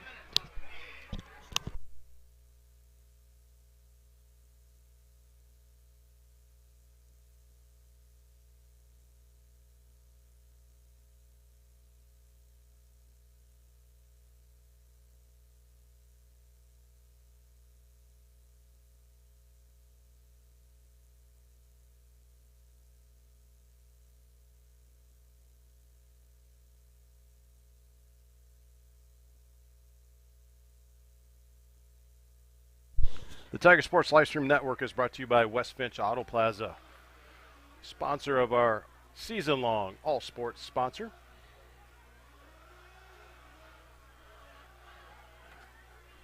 The grandstand's putting a little pump-me-up music over there. Oh, man. 49-7. Harlan on top of Grinnell. 11:05 to go in the quarter. It's not out of the realm of possibility. Harlan could technically run this thing out if they wanted to. Yeah, their last possession, well, took 6.5 minutes. 6.5 minutes, yeah. So definitely could kill some time.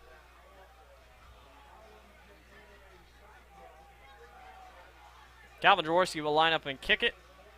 Joey Moser and Luke Musich back there to receive for the Cyclones.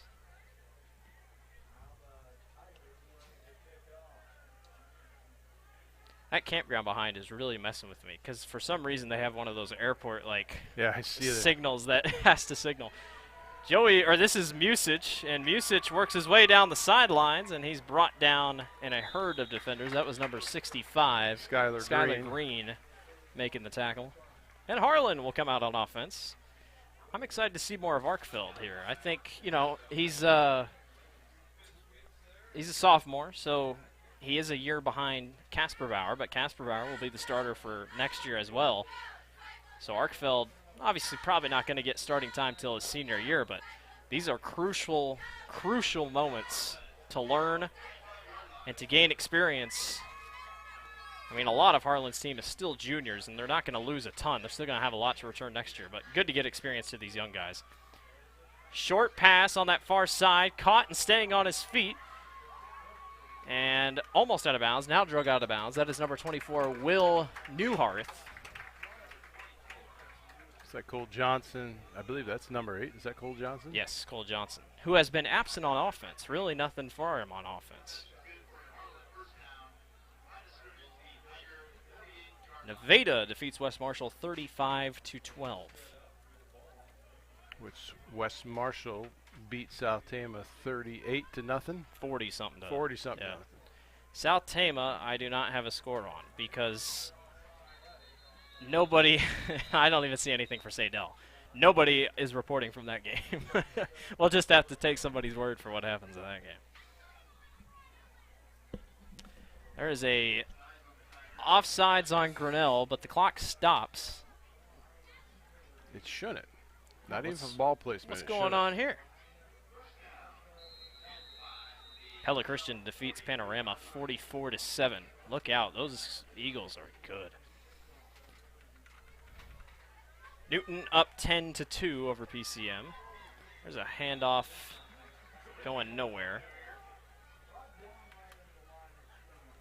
Brings up 2nd down and 5 for the Cyclones.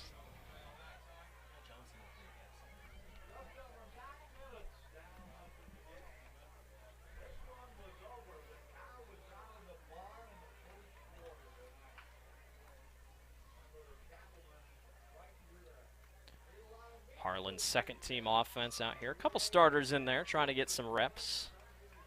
Arkfeld hands off to Music, and Music spins into Rhett Nagel, I believe. And it was Rhett Nagel. 3rd down and 5 from the 43 is where they'll mark it. Another member of that state 4x2 track team. Some fast guys on this team. Oh, had our own blackout there. 3rd down and 5 from the 43. I feel like this is probably go for it territory no matter what happens Looks here. like a 3rd down and 6, but Arkfeld back to throw, downfield shot, and we're going to get a pass interference. Now, yes, that is pass interference. That was Jacob Lowe, who was kind of hanging on to the wide receiver. That was number 14, Cade Sears. My only thing was, could he have even gotten there in the first place? Yeah. I mean, that was pretty far out I agree. front. It doesn't matter in the grand scheme of things, but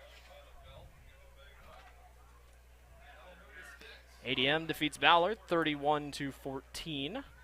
Yeah, the hold was more the center of the field because he did have his hands around him. So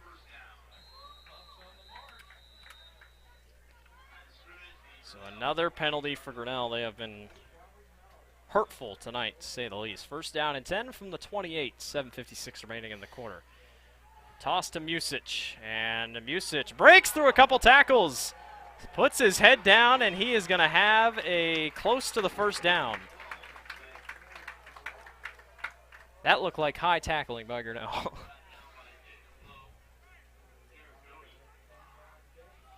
Derek Doty was in on the tackle there for Grinnell as Music worked his way for another 1st down for the Cyclones. Pella on top of North Polk, 21-8, so the Dutch look like they're going to rebound, and North Polk, who Grinnell plays next week, should be an interesting ball game. Comets won the last time those two teams played. Hand off to Music. He continues his strong running and works his way forward for about 4 or 5.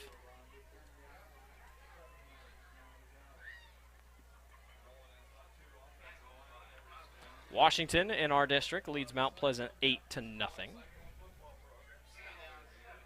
We just got scores galore tonight. Quick substitution maybe. No, Grinnell doesn't have everybody on the field. and are they going? They made it. Yes, they got it off. Music gets the pitch to the left side. Can he get the corner? He does, and there's going to be 2 flags thrown in. I assume it'll all just be holding. And that'll stop the clock.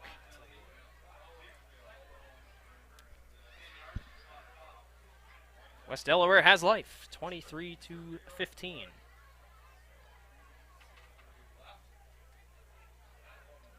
tell you one team that's going to be tough. Iowa City High defeats Cedar Rapids Jefferson 68-0. They beat Liberty pretty bad last week too. PCM gets a touchdown. It's 10-8 over there in Newton Cardinal territory. I would check into their live stream, but I don't want to pay for it. Put a price on it, yeah. 49-7, Harlan on top. Second down 11 from the 18 with 6:12 remaining. Arkfeld, he's going to the end zone. High point pass, incomplete. Intended for number 40, Franz Rees, the sophomore tight end. He is 6'5". Yeah, he had a little bit of a hop on Jacob Lowe, which He is did, coming in at and 5'10". He jumped in front of him. It was going to be good if he got there, but I tell you what, I'll give Jacob Lowe some credit. At 148 pounds, he's doing a heck of a job out there against these big boys. Had a couple good sticks earlier and making his presence out there.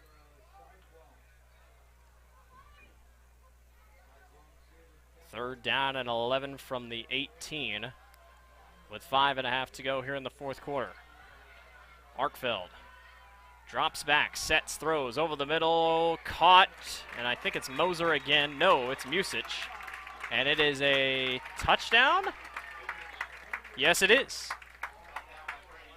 Brady Stewart caught that. Was it a touchdown? No, it was not. Everybody on the sideline was saying touchdown, but I didn't see any of the guys, so no, not a touchdown. He's down just short of the marker. First and on the 2, it looks like.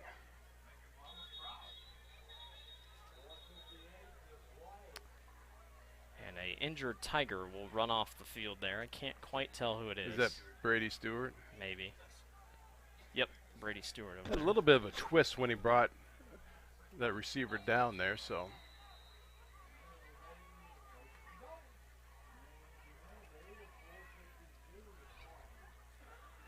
Pitch outside, Music to the corner. He is in. Touchdown, Harlan. Cyclones crack the 50 mark.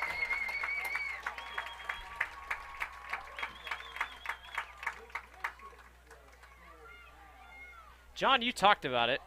Their special teams. I'm just looking over here. Harlan has their whole special teams already lined up, ready to go out. Yeah, coach counting them, making sure everybody's set.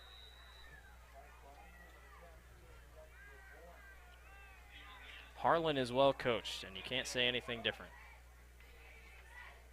They'll line up for the field goal here.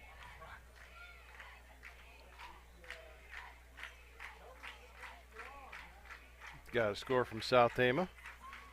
You ready for this one, Blake? Yeah. 33 to zip South Tama. Leading? Leading. Sadell is pretty bad, so that makes sense. We're going to have a 1-1 versus 1-1 next week. South Tama comes to town, Battle of the Helmets. I think it's going to be a really good game. Do I dare say? Could be one of the best Grinnell-South Tama games ever.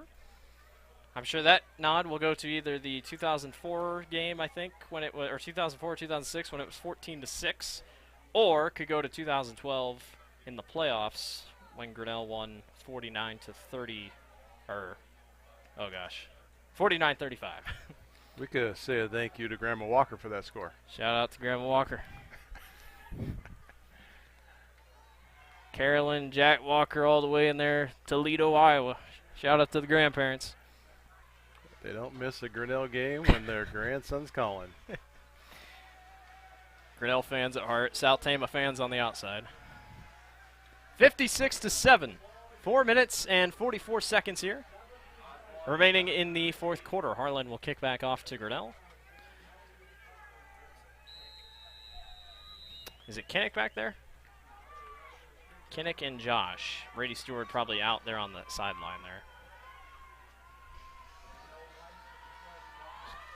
Kickoff short. Taken by number 17. I can't check my stat there. And spun down. That is number 17, Gabe Reiner. I tell you what, John and I saw Gabe Reiner had a heck of a JV game Monday night. So he could be an up-and-coming name here. 5 or 6 receptions. He had 6 or 7 tackles. So good job, Gabe. Nice return. Colin Gibson back in at quarterback. Let's see who else is out there. Carson Penyich is out there. Kinnick in the backfield.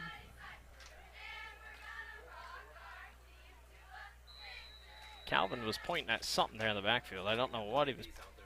I don't know. Yeah, it's JV versus JV right now. Hawk has started to roll. Grinnell doesn't have everybody out, so they'll line him up. Gibson in at quarterback. Colin steps up in the pocket, loads downfield, on the money to Calvin Johnson. I tell you what, that is good. That is good pocket presence. Colin steps back, sees the pressure, steps up, makes the throw. That is beautiful by Colin Gibson. And you know what that was? That's a Tiger first down, brought to you by Edward Jones. Benton leads Center Point Urbana 3-0. Benton's like, why can't we run this week? Colin Book's probably thinking, what am I doing wrong? Gibson looking, pressure coming, gets hit late and thrown up in the air and intercepted. Coming back the other way is the Cyclones with a convoy in front, and Colin Gibson gets back up and makes the tackle. I thought maybe we'd see a flag because whoever was down here at wide receiver was on the ground. So I just assume, did he slip? I mean, I guess I didn't see it, but whoever was down here for Grinnell was not, either it was either that or it was underthrown, but was on the ground. So Harlan with the interception. That was number 28. Oh, no, holding on Harlan, so this will not count. Yep, yes, it will count, here. but, I mean, Harlan will just have to back it up. Here we take a quick look at this right. You can see right there in the center of the screen. Let's back this up right now. Boom. Right there. Holding right there. Hold them down on the ground. So good catch by the officials. That instant replay is brought to you by Clarity Eye Care. Scott and Kara Collins.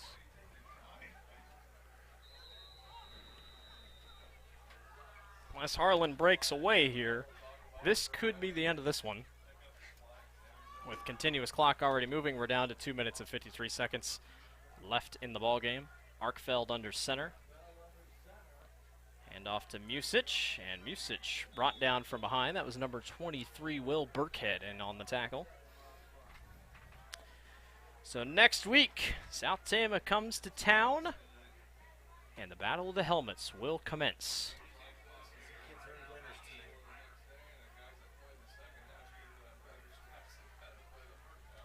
Excited for that game next week. A lot going on too. Fire conventions that week. A lot of big time moments happen in those big South Tama Grinnell rivalry games. 2:07 remaining. Run up the middle. Not really going anywhere. Stuff short. Will Burkett right there in the middle of that. Again, number 65. Skylar Green also in on that play.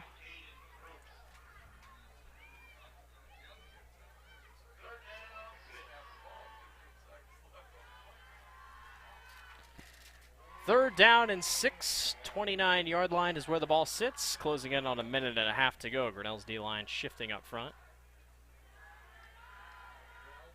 Usich with the toss, and Rhett Nagel and company stands him up right there at the line of scrimmage. And we are coming down to the very last seconds of this one.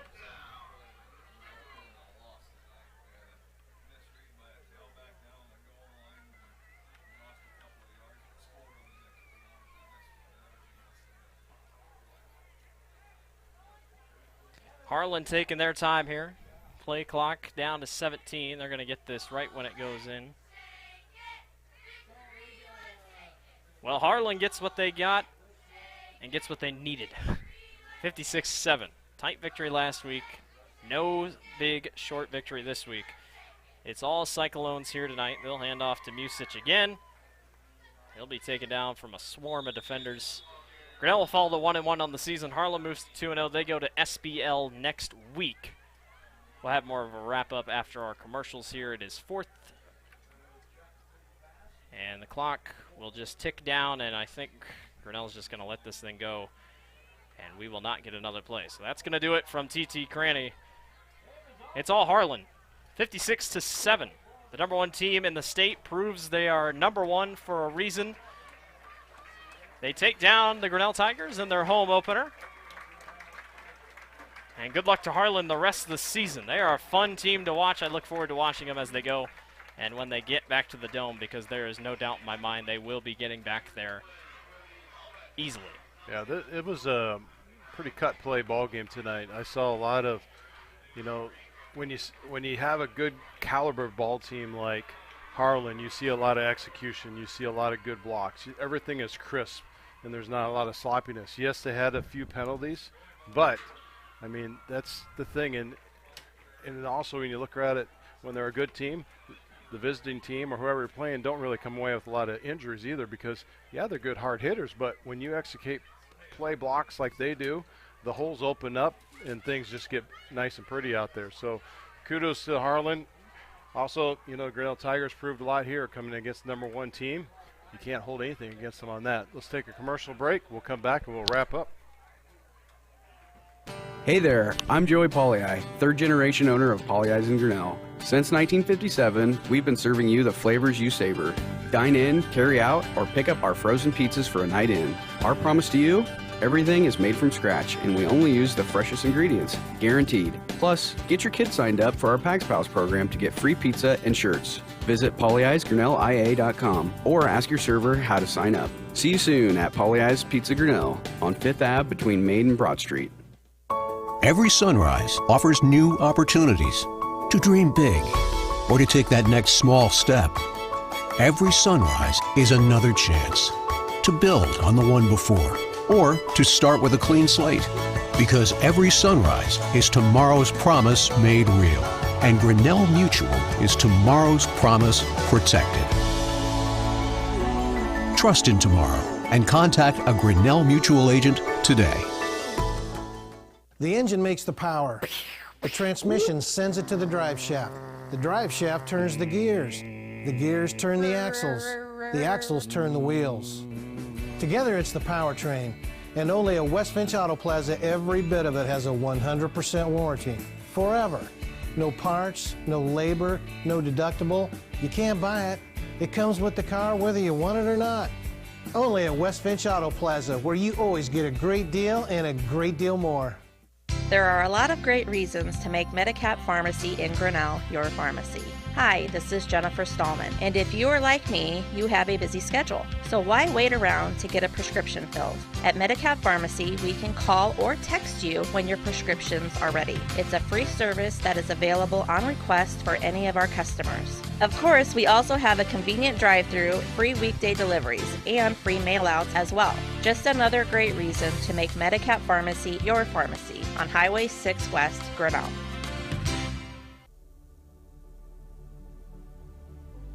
Hello, Tiger Nation. Skip Lowe with North Risk Partners, Bernie Loan Associates. So glad you could join us for this game and this little timeout.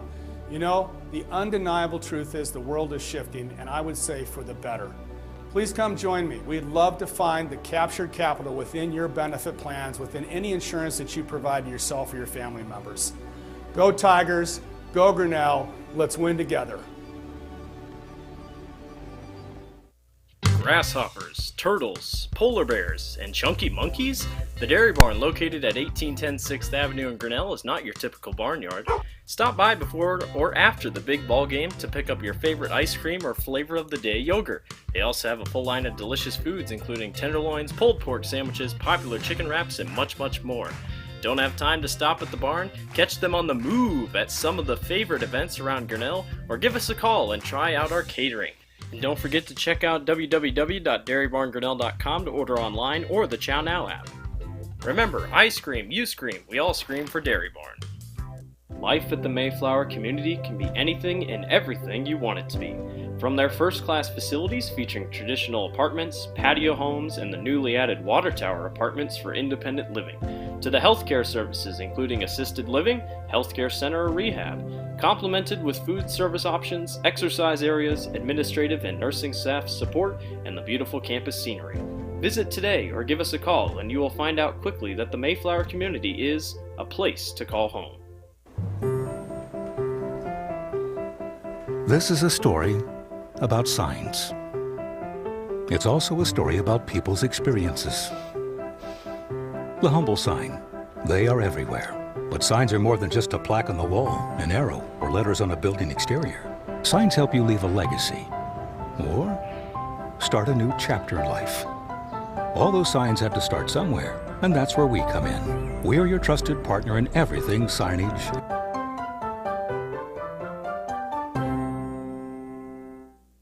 The Tiger Football Club is an organization that assists in the development of young athletes that participate in football in the Grinnell community. through different types of fundraising such as a Grinnell Lift-a-thon and its annual Trivia Night, bringing community leaders together to raise funds for different types of 7-on-7 travel teams, youth football league, fundraising for the kid captain. The Tiger Football Club would like to say, go Tigers. Grinnell Booster Club supports all Tiger athletics from the middle school all the way up to the high school through fundraising, membership drives, concession stand revenues at all the home events. There are many different ways you can get involved. One, through membership levels from a single, a family, even into the business. There are many attractive levels that you can be a part of this wonderful club. Your membership funds help support uniforms, warm-ups, summer speed camps, baseball and softball batting cages, and the list goes on. You want to be a part of a great group, join the Grinnell Booster Club today. Hey Tiger fans, this is Blake with the Tiger Sports Livestream Network. We at the Tiger Sports Livestream Network want to help Grinnell High School to recover from these times with less fans in the stands for revenue to help fund the school's athletics. That's why we've set up a Tiger Sports Livestream Network Venmo account. If you want, we would greatly appreciate a donation to help Grinnell High School. It doesn't have to be $5, it doesn't have to be $500. We just want to help our Tiger athletes. At the end of every week, we will send the money we receive to Chris Kaufman and the entire GHS athletic department. We at the Tiger Sports Livestream Network will not keep a single penny. To donate, download the Venmo app on your Apple or Android device and search Tigers LSN-2020. We greatly appreciate any and every donation. Together, we can help recover from this crazy time. Thank you in advance, and go Tigers! The Tiger Sports Livestream Network is brought to you by Polly Ice Pizza, Grinnell Mutual, West Finch Auto Plaza, Medicap Pharmacy, Northwest Partners / Bernie Lowe Associates, the Dairy Barn, Mayflower Community Homes, ASI Signs, the Tiger Football Club, and Grinnell Booster Club. And also, thank you again for all your support. And if you would like to, please chime in and send a donation over to the Grinnell Athletics. Our Venmo account and everything is right there at the bottom. Or go to tigerslsn.com. Blake, quick recap. Grinnell falls short. Harlan, number one team in the state, proves it tonight. 56-7 victory over Grinnell. Harlan, impressive in the air, impressive on the ground. Everything about tonight showed us why Harlan is the number one team. Grinnell has work to do, but you can learn from tonight. They'll be back next week. We'll be back next week. Grinnell takes on South Tama for the Battle of the Helmets. A nice rivalry game with two very solid teams who will both be 1-1 going into the matchup. We appreciate everyone for watching tonight on the Tiger Sports Livestream Network. Thanks to John Osborne for running our camera. I'm Blake Walker, Dan Walker. Have a great weekend, safe weekend, and go Tigers.